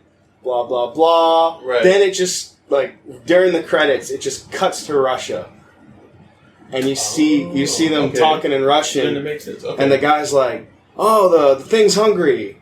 He's like, points to the cell, and you're like, "No, not the American. Get this guy over here." I was like, "It's Harper. It's obviously Harper." Okay. Yeah. And you see they take this guy down to a pit. He throws it in there, and it's the Demogorgon from season 2, the little one. I was like, "Oh shit!" So that thing that we thought killed him was like a teleporter. So when you see him working the railway, I was like, okay, I knew he wasn't dead. But my theory for season 4 is because they're aging the show with the kids. Right. I think it's going to be more towards high school or like the end of high school because of the kids' ages. Right. Yeah. Like they're trying to figure out what they want to do for college, and then something happens where they get a call from Hopper, and either he comes there or they go to Russia for like college, something like that. Right. So that's my theory on how the season is going to go. Stranger Things, Far From Home. Is that The spoiler part's done, Lamp. You can unplug your ears. Plug them back up. I got a little confused. Sorry. I'm not spoiling it, I swear. I the reason I was confused is that I really thought I thought he was dead. No. And the reason being is that machine, I didn't think it was a teleporter. I thought, wasn't it? I haven't seen it in a while, so now I'm kind of like blurry. But wasn't that the machine that opened up the portal to? It shot a different beam from the first 2 seasons, if you noticed. The first 2 seasons, the beams they shot were like this reddish orange. This one was like opening a hole. Not tearing the fabric, but opening a hole. Like, kind of like, the best way I can describe it is like, you remember Jumper? Mm-hmm. Remember how they could like teleport? Mm-hmm. And then they could reopen the portal, the bad guys? Lawrence Fishburne. Yeah, they can tell where you jump to. They can go right. That's what it felt like the gun was doing, because it wasn't tearing a rip. Mm-hmm. It was trying to reopen one. Or just like in that Jet Li movie. Oh yeah, Rip the portal. The one. Yeah, but that's kind of what it felt like in that teaser trailer. What it led up to showing is, okay, he's alive. Right. What's going to happen next? And right now it's kind of just speculations. I mean, the whole cast is happy to come back. But this is the final season. Yes, they did announce this will be the final season. Man. But the only thing that kind of threw me off, which I know we were kind of discussing, was the fact that they didn't commit to the death of a main character. Which was a little frustrating for me. No, I agree with you. I think they should have just... Because when I was watching that scene, I was like, man, they didn't kill him. Because I'm sitting there watching with a friend of mine, and he's like, I can't believe they're killing off your favorite character. And I was like, and then I stopped mid-sentence. I was like, he ain't dead. And he looked at me and he said, did you watch this already? I was like, no, I could just tell. He ain't dead. The way they're doing this, he ain't dead. So I'm guessing there's just a bigger picture that they needed to keep him for some reason. I think they wanted full closure for all the characters. Like full closure. Right. Because it kind of bringing in the Russians, it kind of felt like they opened a new chapter and then they closed that chapter real quick. Because after, because we paused it for a moment because we had to go do something, me and my friend. But the entire time I was like, there's no way this is the last season, the way they ended. Because there were closure with a lot of people. Right. But the story's closure of like the upside down and all that other stuff, it didn't feel like that was closed. Right. Like, we're still figuring out what the heck is going on. Like, you see that giant thing from the thing coming in and freaking kills Billy, and you're just like, bruh, what the hell is that? Damn, that was the spoiler I was trying not to say. No, but when that thing came in, I was just like, what is that? Bruh. I was making so many thing references when that thing was on screen. I was like, get Kurt Russell, get a flamethrower, burn that sucker. But it should be interesting to see how season 4 plays out, because you're right. I feel like they did end a lot of characters' arcs. Like, the way they ended season 3, I feel like it could have just ended there. But the whole Upside Down was still, and the Russians, that whole aspect of the story was still not tied and ended. So, we'll see what happens. I'm trying not to laugh. You're making me laugh. It looks like he just woke up. We're done spoiling it, pretty much. So. What was Jim? And then... But, yeah, I guess we'll just have to see how it plays out in season 4. Yeah, I can't wait. Yeah, right? Yeah, I can't wait. I know. But I gotta catch it. Right now, all we can do is speculate on ideas, and that was my idea on what I think is going to happen. But what actually happens, you don't know. The BRPD might come and get him, and then he's like, "We need Agent Hellboy again." Agent Hellboy. Right. Gotta make another movie. That's not a spoiler. That's another film. You know that was I thought Hellboy coming in season 4. Hellboy coming in season 4. It's the scene from him when he's in Mexico drinking the tequila. Having to come out. I heard you need my help. Hey, we kind of sounded like you do. And then Ron Perlman comes in. When is it coming out? Season 4. I don't think they dropped a date yet. It was just a teaser. It was just a teaser. Okay. But since they released the teaser, I think they dropped the year. I don't think they dropped the date. I think it said 2021. Really? Yeah. Dang, really? I thought it was gonna be this year. I wouldn't be surprised like if they actually.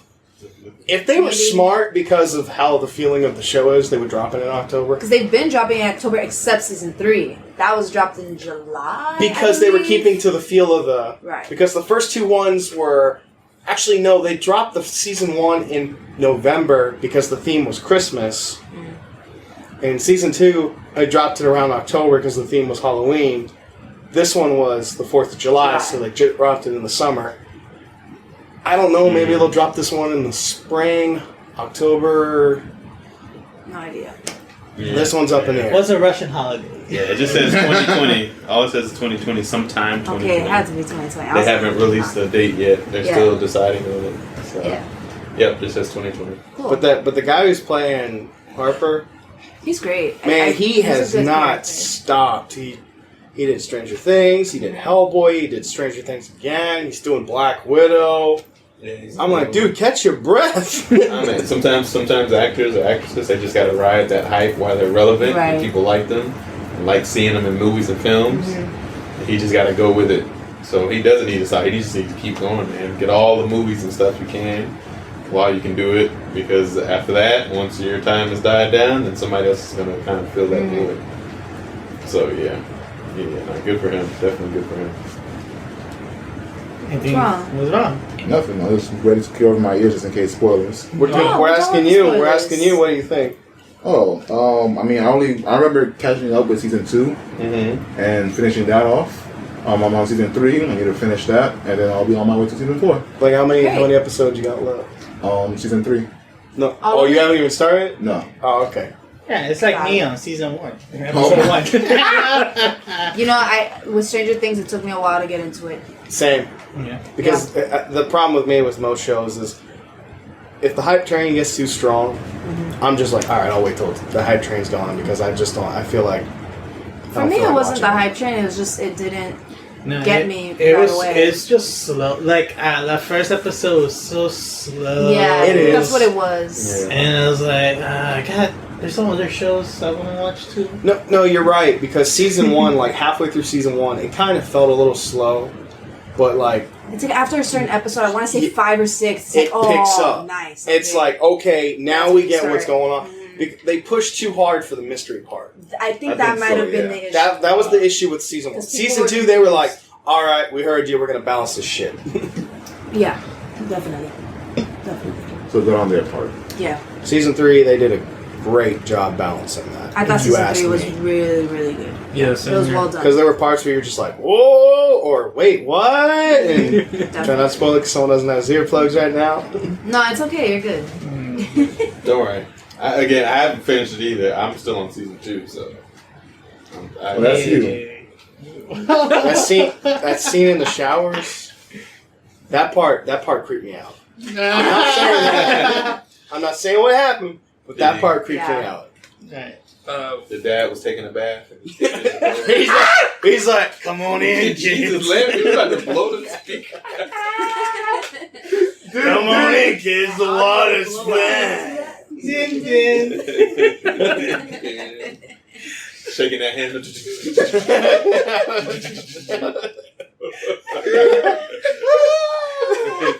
Let me out. So definitely some more shows to look. I mean, it's good. Netflix is getting back on that hype train again. So they're gonna start pushing out more shows and stuff that people want to see. So we got done watching The Witcher. Now Stranger Things is coming, and they've already signed up for more seasons for The Witcher. They already started filming. Yeah, actually, they've already started filming. I follow Henry Cavill. He's already taking photos with him and the same horse that played Roach. Yeah, honestly, that's awesome. So yeah, so they're rolling on that hype train. Do you have something to say, Jacob? Before we go. Oh yeah, what I wanted to say was that I had my doubts about what happened at the end of season 3. Cover your ears, but no. I'm just playing. He went straight up fetal position. I don't want to hear it. No. But I had my doubts. But then, like looking at this teaser, I knew something was up. When I saw that boy, I've been working on the railroad all the live long there. What was the scene from what was that movie?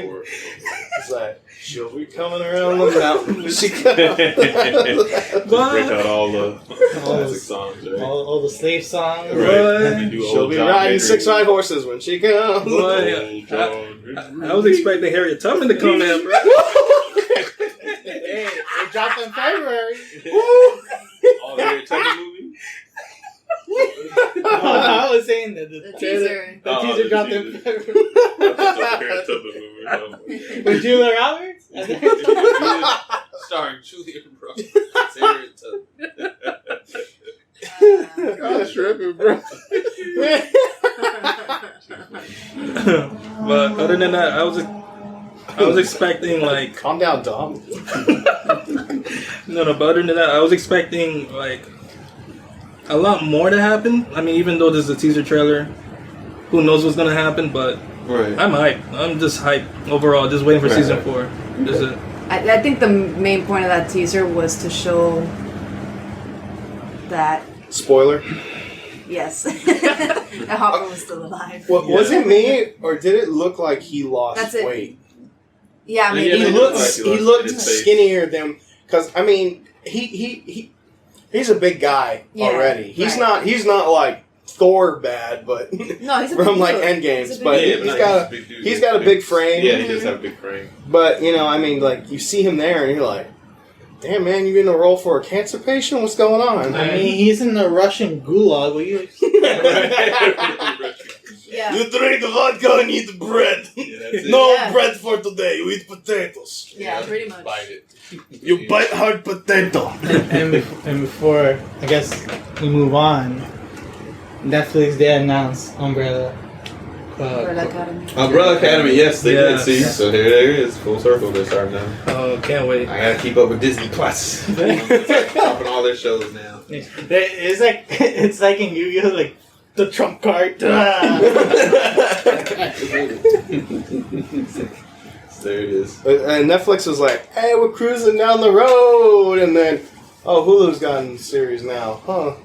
Everybody got a series. Prime's got series now. Huh, maybe we need to hit the gas a little more. Disney Plus, 4th gear. Exactly. Dom comes up beside him. What the hell? We're on your streaming service, family. An animated show. Don't watch that. Man, I stopped after episode 2. I was laughing so hard. I was like, I can't take this seriously. Well- I know it's for kids, but I could not take it seriously. Well, Shut you up. hold that thought because we're gonna talk about Birds of Prey. We. Birds of Flay? What? They. Dang. Don't talk about her. Oh, so nobody else got to see Birds of Prey? Hell No. Wow. I was waiting for you to take me. The Birds of Prey, the Fall from Grace from WB right here. Good Lord. From WB. That's Sing, exactly Canary, what it was. sing. But no. I mean, you're not missing much. You are or you are not. Please You are not enlighten me. missing much. So we can skip it, is what you're saying. I mean, I just want to watch it just for kicks, but I'll wait for DVD. Just say. I mean, so don't say the whole thing. no, because I'm Just I'm not if you- going to go through all the background and all of the crazy stuff. I'm not going to compare it to the comics and none of that. I'm just going to judge it based on the movie itself, The merit of the movie. right? Just on the merit of the movie. Fair I went enough. in with low expectations, and my low expectations were met. So, so I don't know what else to say. Ouch. I don't know what else to say. But I will say that, yes, there are some minor highlights in the film. There's some things they did right, and then it's just a lot of it. It just wasn't cohesive, right? It just kind of fell apart throughout the film, and there were just like some parts of the movies where I felt, and I'm curious to see the making of this, that there was just like a lot of ad-libbing. Like, there were some shots where I just felt like they were just going back and forth, and it was, like, unnecessary. It's like, all right, take me to the next shot. Like, why are y'all still talking about this? Like, it's over. This scene is done. Just move forward with the story, please. And they just kept talking to each other about, like, stupid stuff. And it just, some parts just got really cringy. And I'm like, all right. Now they're just dragging this on for time at this point, because I feel like they could have ended this particular scene a lot sooner than what they're doing. And that would be one of my biggest gripes with the movie. That and the characters, they just weren't fleshed out. Like, nobody was believable in their roles except for Margot Robbie. Because that's her movie. Because that's her movie. She is now Harley Quinn. So, like, that's it. She's kind of sold on that character as Harley Quinn. So I get it. I give her props as Harley Quinn because she does it really well. She has the voice and the attitude and the kookiness. She got that down pat as playing the character. So, props to her. And the other guy, Ian McGregor. And Ian McGregor as Black Mask. As Black Mask, yeah. So their characters in the movies, they were great. Like, they sold me on their roles. And even Ian McGregor, like he put his own twist on Black Mass. Yeah, I know this. Like he made him a little bit more flamboyant. Yeah, flamboyant. He's kind of a germaphobe too in the movie, so it's kind of funny because he adds a different element to the character, which is cool because like Black Mask was always like one of those villains in the Batman series that you would see every once in a while pop up, but he was never really like a big threat. So he was one of those like beat 'em up guys, throw him in jail, and then you'll see him, you know, maybe 6 or 7 series down the road, he'll pop back out again to show his face. So he was never really a big baddie. So he can do whatever he wants with the guy. I don't care. So I think that's why I was kind of sold with his character too. But yeah, overall it was very lackluster. The acting was terrible, Not good. to say the least. They were very forced. Like when you're watching the movie and you notice that they're acting, that's not good. Right. And that happened to me. Specifically, it happened to me with Black Canary. I could not believe her for a second, unfortunately. Could not believe it for a second. Right. And the little girl. Yes, the little Asian girl. God, I can't even think where her character was in the movie. And even the Huntress. And I thought the Huntress was a really cool character when they were talking about her backstory. Mind you, I'm coming from a non-comic book perspective. I don't know anything about any of these characters. The only thing I know about them is seeing Jamal play in Injustice. So, I didn't know who Black Canary was, but aside from like just seeing her in the game, and the Huntress I didn't hear about either. But Margot Robbie, again, like Jamal said, was the only one I was sold on, and Ewan McGregor. Everybody else was like, I could tell you're acting. You know, that's weird. Like, there are some scenes with Black Canary that she did stuff, I'm like... Cassandra Cain. That was the little Asian girl. Yes, her. And it's just, it felt weird. That's Cassandra? It didn't feel natural. Hold on. My favorite Batgirl. That was Cassandra Cain. Get out of here. Yeah, she's Cassandra Cain. But go ahead. So that was my biggest thing with the movie was the acting. I couldn't stand the characters. I couldn't get into it. I didn't like how so in the movie they gave a backstory to each woman in the movie, right? So like Harley Suicide Quinn, Squad? I didn't see Suicide Squad. Yeah. But You're not Harley missing Quinn, Huntress, the cop, I forgot her name. Rosie Perez. Yeah, it's pretty much Rosie Perez. Renee Montoya. Renee Montoya. Renee Montoya. But they didn't give Black Canary any backstory, and which is weird because the only thing that they said about her in the movie was that she was a singer in the club that Ewan McGregor's character owns. Mm-hmm. But that was it. Everybody else, they gave them a Huntress's backstory, that her entire family was killed. They showed that. Yeah. They showed Harley Quinn's backstory and everybody else, but Black Canary they didn't. And I didn't know her backstory, but I noticed throughout the movie she started talking about her mom and how she was the first Black Canary, and then Jamal explained some of her backstory to me. I'm like, why didn't they show that? I feel like that would have added a little bit more to the movie. And it was just, like he said, there were a lot of moments that were they were good. They were highlight moments that were really cool.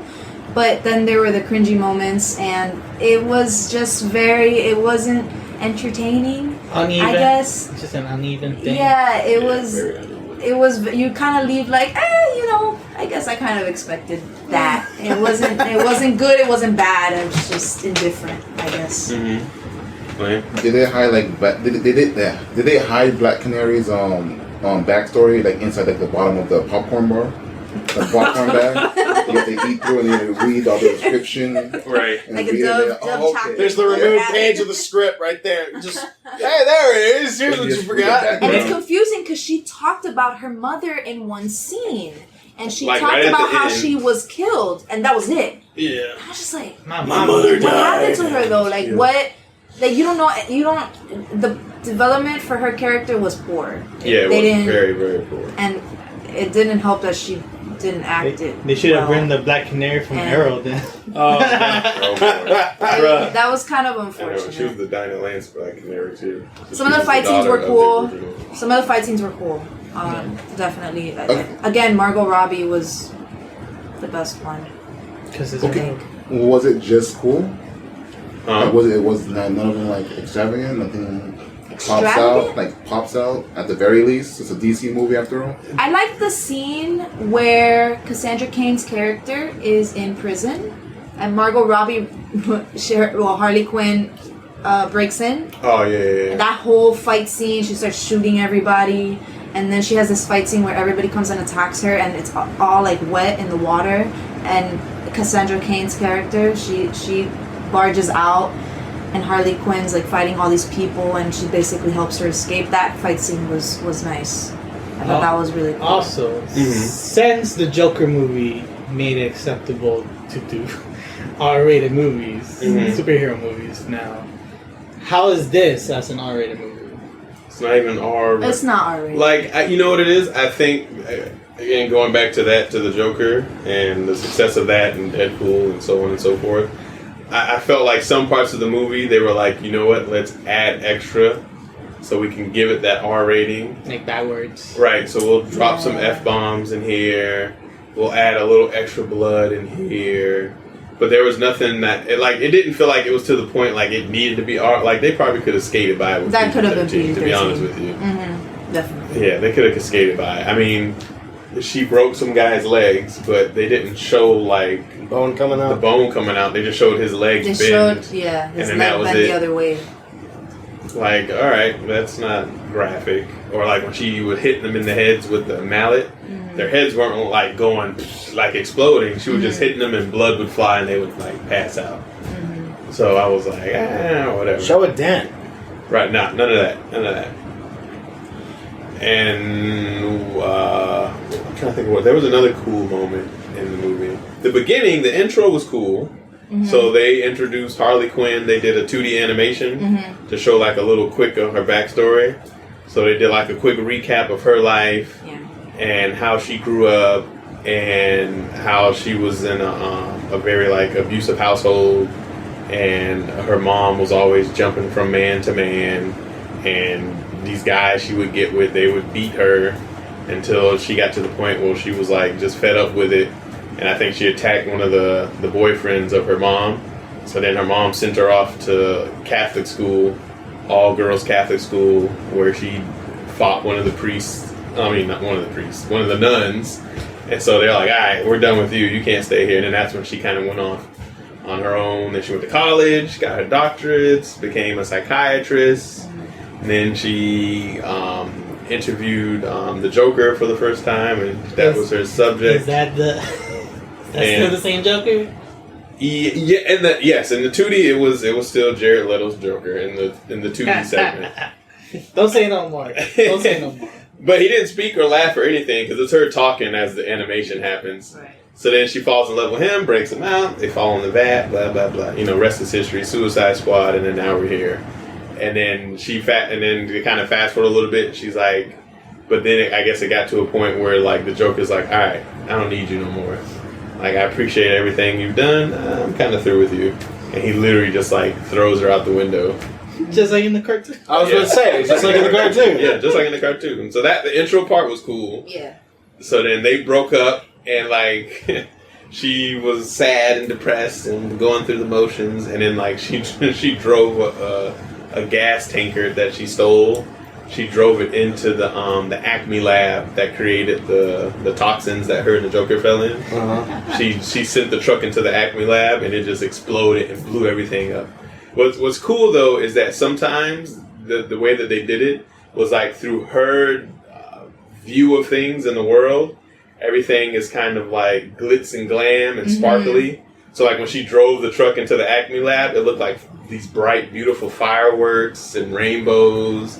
And she was like so happy. She was like, yes, I'm finally over it. And then as she's walking away in the background, you see like destruction and explosion and shit setting on fire. And that was like the scene I was talking about where she was coming into the prison and she was shooting up everybody. It wasn't actually bullets that they were showing. You're seeing it through her eyes, and she was like shooting basically like glitter and little bean bags. It was confetti. And confetti. Every time she would hit somebody, confetti would shoot out of them.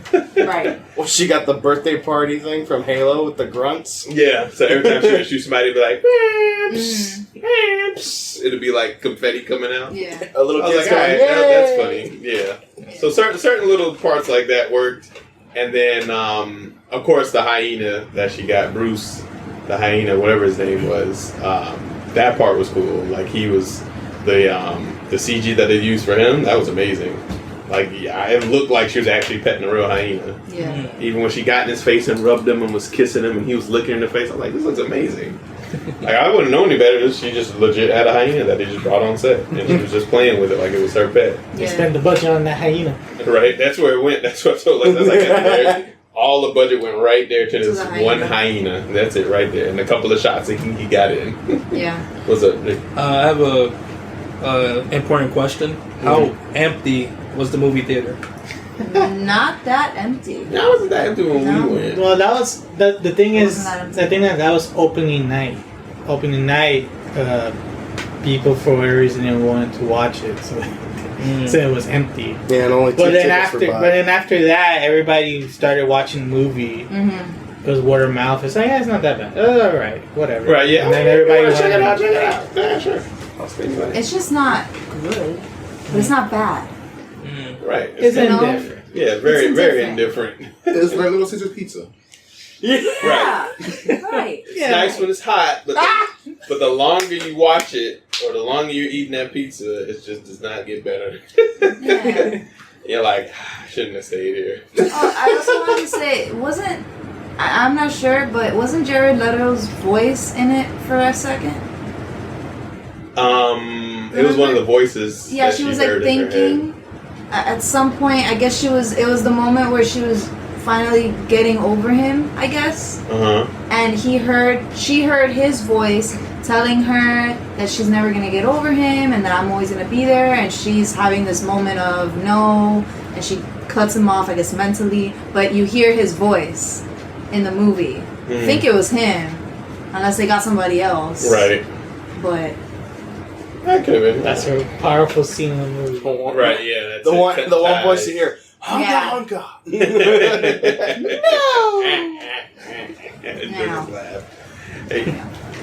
Yeah, and again, what Alexis was saying too is they just they didn't flesh out Black Canary. They just like they bypassed her, which is crazy because she was in the movie more than any of the other people that were part of the crew, of the other Birds of Prey crew. The Birds of Prey. Black Canary was in there a lot with Margot Robbie, with Harley Quinn.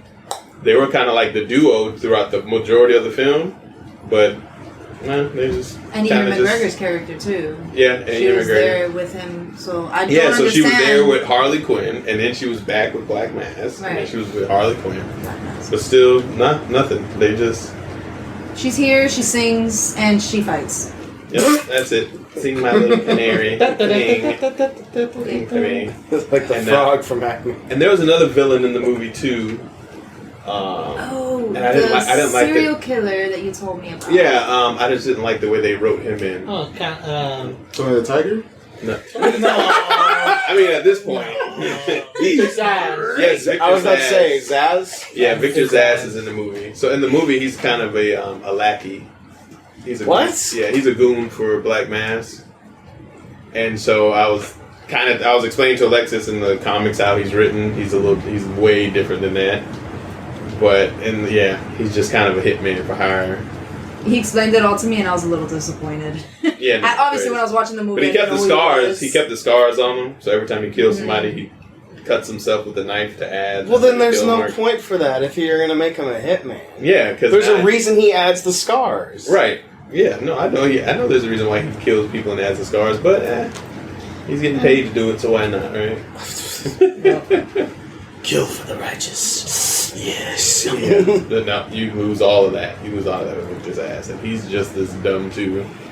He makes silly, stupid mistakes. So Yeah, man. It's just like all the other DC movies recently. They're just kind of botched together, and they just kind of mix and match storylines. And all right, y'all.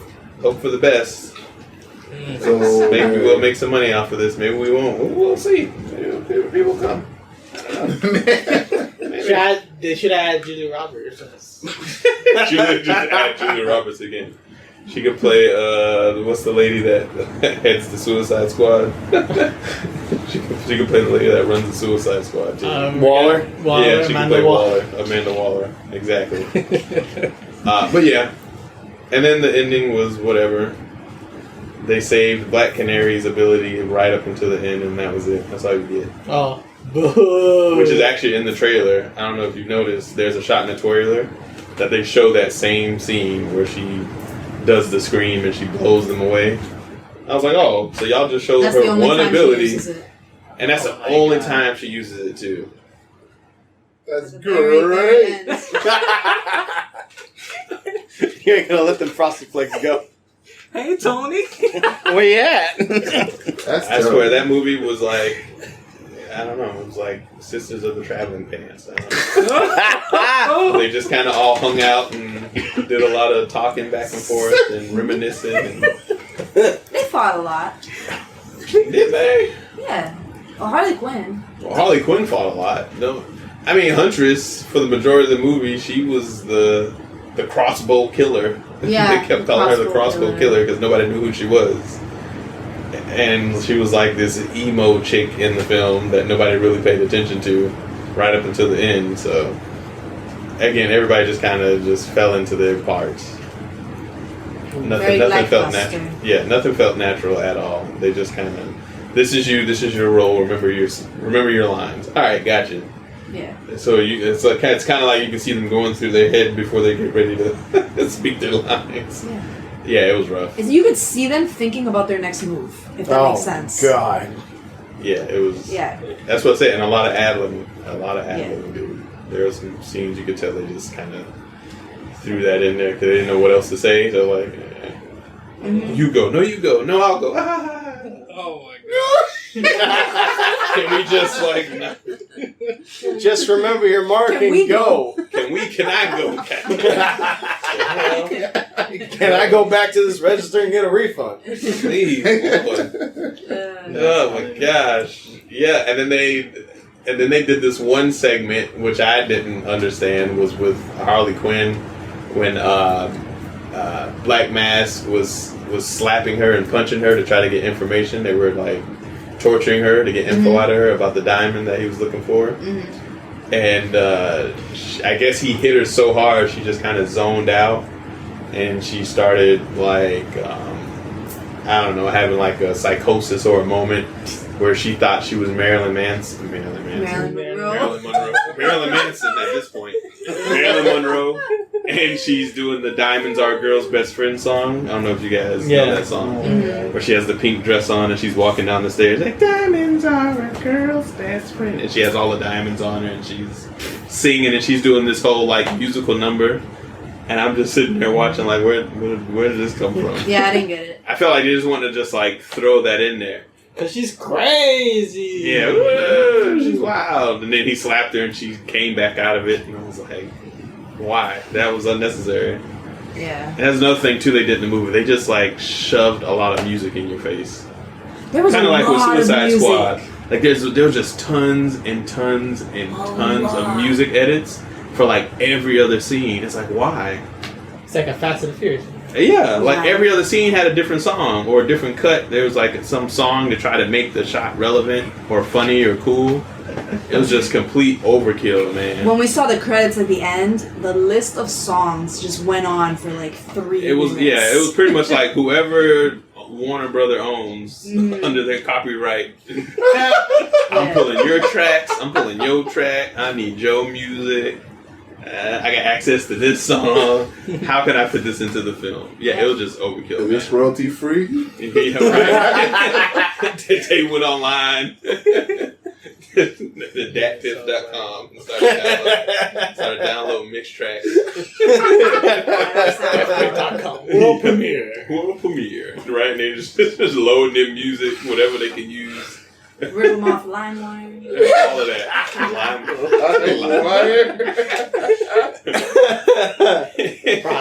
I did not have sexual relations with that woman. Y'all remember that from LimeWire? Yeah. You download those songs and then Here I Bill am Clinton. thinking I'm downloading Britney Spears. Oops, I did it again. But nope, it's Bill Clinton on my iPod. Yeah. I did not have sexual relations with Monica Lewinsky. They could have just stuck that in the movie. That would have been great. that would have been so perfect. And then some of the characters that they did introduce, you were like, okay, I kind of like this person.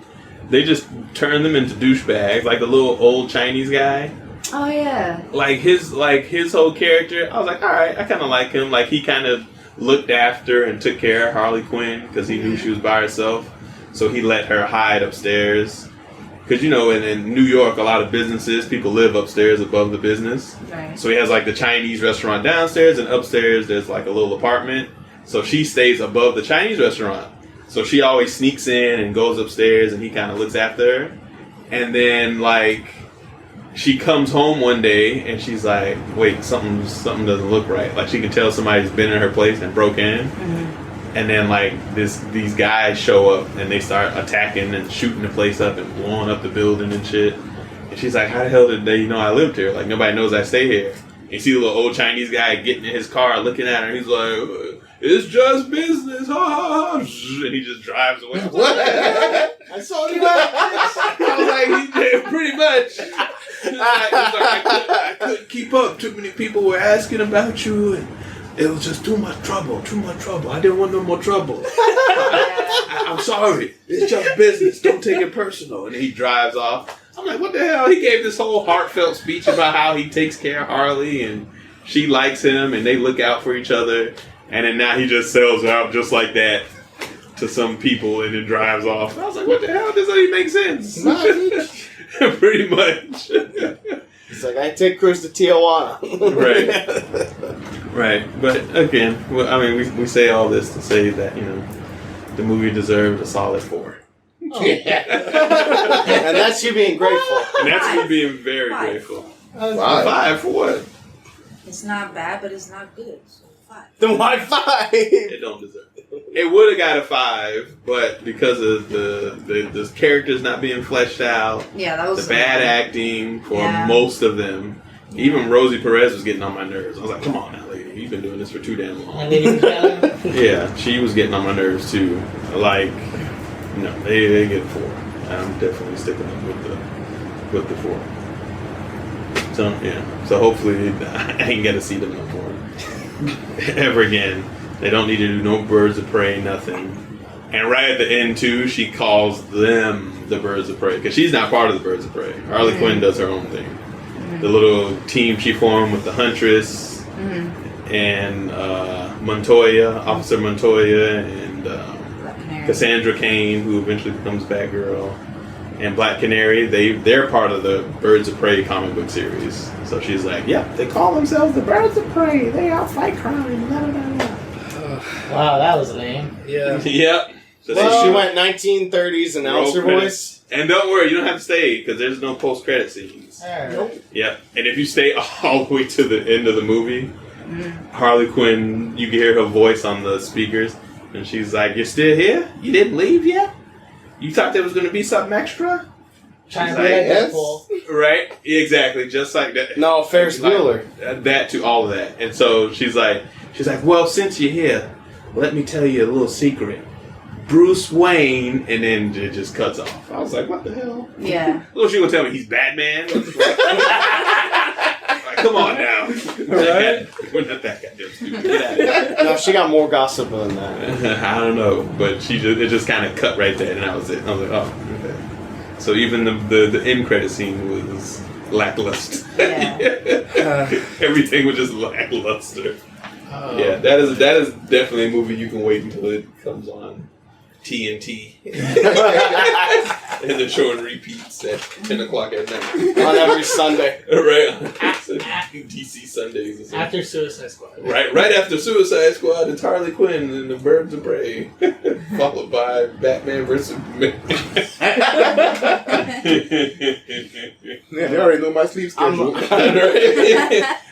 I'm just on it. It's like spring back Val Kilmer Batman. Come on. Oh my gosh. Then after that, Bones. Well, hopefully with the Bones. Bones for it. Well, hopefully with the new Batman, I don't know. We'll see. I mean, it's Too many Batmans. Of course, there's always been too many Batmans. They can't just stick with one good storyline. They have to keep reinventing the wheel over and over and over. It's a never-ending cycle with Batmans. This is the way it is. Batmans and Spider-Mans. We have more Batmans than Spider-Mans. Oh, there's already been more Batmans than Spider-Man. Oh, yeah, you're right. Yeah. Way too many Batmans. Adam West, Michael Keaton, Val Kilmer, George Clooney. Christian Bale. Yeah. So Ben Affleck. Ben Affleck, right? The list goes on, man. And that's not even naming the voice actors for the animated series. We'll be here forever if we do that. Right. So we'll see where they take the DCU from this point. Because I know Shazam still has to keep going. I don't know what's happening with Aquaman, especially with the whole thing with Amber Heard. Yeah, and Johnny Depp. Yeah. So I know they're gonna drop her because WB does not need that publicity. So they're like, goodbye. So they got to find somebody to fill in her spot. I did not like her. I don't think nobody really cared for her and her character. She wasn't. People, first of all, everybody went to see Jason Momoa. Yeah, of course. Be Aqua Bro. Be Aqua Bro, right? All the guys were like, yeah, Aqua Bro. And all the women were like, oh, Jason Momoa. So, by the way, I started that hashtag. So I want that to stick. That's why that movie blew up. It had nothing to do with her, but now they definitely got to replace her. Mm-hmm. And I know The Rock keeps pushing for the Black Adam movie. Yeah. Which is coming out soon. That's next year, right? Mm-hmm. 2021, I think it's supposed to come out. I think they started shooting it. So. They started shooting it? Okay. Right. And then James Gunn's already doing the Suicide Squad. Just finished filming. Right. He's already done filming that. So, I don't know. We'll have to see what they do, man. Some type of way they're going to have to... They're going to have to do Flashpoint Paradox to make sense of all this. So they can open alternate timelines. So they can excuse all the other crappy movies and try to wrap it all together and just follow one good one. So, I'm telling you, it's going to happen. They're going to do Flashpoint Paradox. They got to fix the fractured pieces of the DC universe. Yeah. There were hints that they are going to do. Eventually, they said they were going to do it. Like in 2022 or 2023. Flashpoint Paradox. Yeah. Well, you do it right now. So we could start over. Yeah, I gotta start a clean slate. Just wipe it all off, man. Just do Superman again, and give it a sequel, and let's go from there. Give us 2 movies. I know this is kind of like related to what we're talking about. Okay. With the whole Crisis on Infinite Earths thing on CW. Oh. After that whole thing happened, they all conjoined into one universe. So every show is based on that one universe. No multi-dimension, anything like that. Yeah. So that's all I wanted to say. Okay. Wow. And what I guess those CW shows are even more faithful. Yeah. And what about Black Lightning? How's that? Wait, how's Wayne Brady? He still scares me. But are you afraid of Wayne Brady? Bruh, after Dave Chappelle, does Wayne Brady have a choker? After that, I looked at him in a different light. Oh, he's like, nah, he got a dark side. No, but he's like talking now. Oh shit, it's Wayne Brady.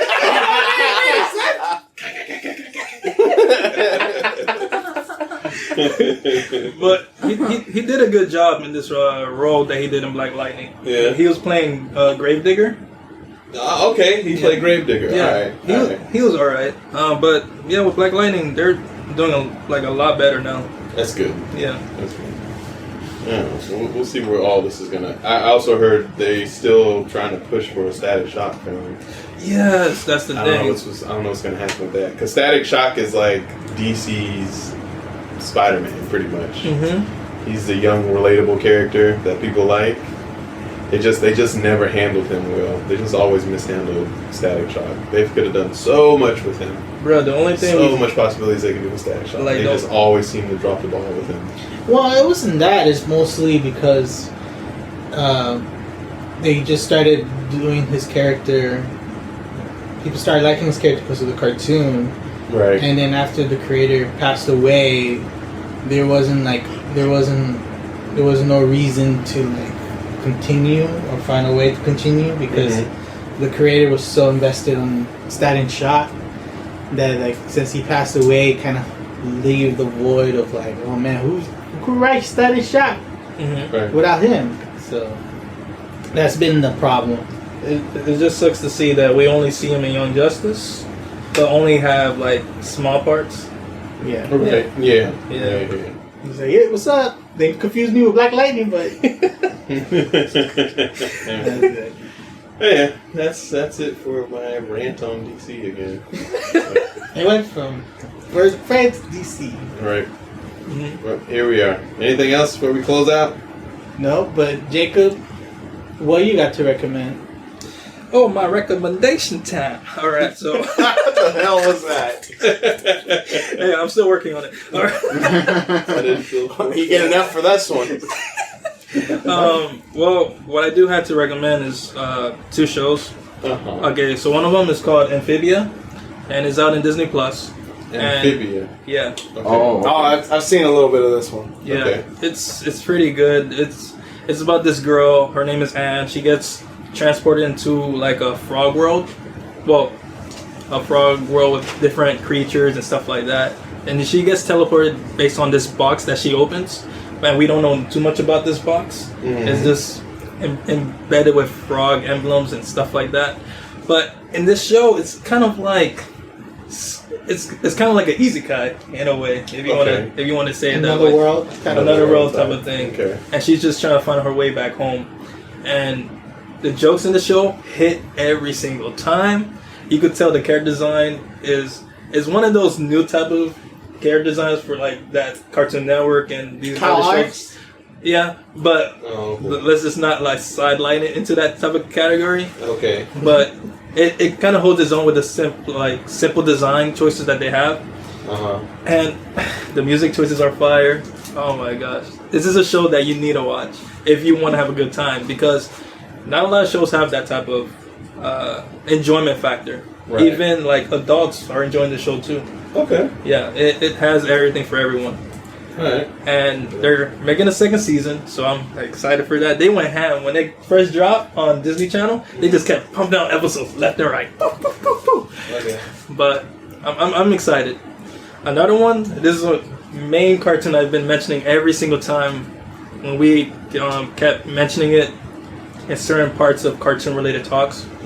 Rise of the Teenage Mutant Ninja Turtles. Now, this show is, if you love that type of fight animation, the glossy, amazing, spectacular fight scenes. Oh man, this is amazing. Staging and choreography, bruh. All of that. I'm telling you, bruh. All of that. Honestly, it's like the best action show that's on cable right now. Yes, exactly. And I mean, yes, most of the personalities of the turtles are kind of different, but later on, you see their personalities, like, you recognize their personalities a lot more, like the ones you know. Yeah, I know. I know. You know me. I'm very biased with my Ninja Turtles. After Splinter going on a joyride, laughing like that. What is happening? Yeah, it's an episode. All right. Yeah, but all in all, like, this show is very enjoyable. Okay. And turns out I found out a studio in Australia actually works on helping animate most of the scenes. So it's just like, wow, like, dang, Australia? All right. Jeez, y'all going ham. And the sad thing about Rise, though, is that whenever a show is kind of doing well or it kind of has low ratings somewhat, Nickelodeon tends to push it down to Nicktoons. And that's where shows come to die. Yeah, true. So, shows go to die on Nicktoons. So, like, because nobody really watches Nicktoons. Yeah, bro. It just sucks because season 2 I'm telling you, season 2, the action elevated a lot more. Yeah. The animation was just breathtaking. Like, bruh, like like it was so good. Like I always keep looking at the storyboard / animatics that Nickelodeon posts on Facebook or YouTube. Right. Yeah. And I'm just looking at them like, bruh, I need to learn this right now. I need to follow this type of like roadmap. Like, bruh, it's so good. I just wish a lot of people like watch the show no more, because when you look it up right now, you just see the scheduling, Nicktoons. It just sucks that this show has to have that type of treatment. Right. Yeah, but that's all for my recommendations. We need to work on that. Yeah. He did so well in the first time he did this. Bruh, man. He's trying to add spice. I know. You need to stop adding spice. No, Stop it. Just adding salt is not enough. You gotta add other stuff too, man. Bruh, What after that old Goya cabinet, bro? Just get a bit of that allspice. Right. gotta get that Adobe. Adobe. Sweet. Hey. Adobe. Hey, Adobe Photoshop it. Photoshop the spices in. Here, After Effects, you name it. What's going on? Hey, you gotta make up for that Birds of Prey. I didn't put any input.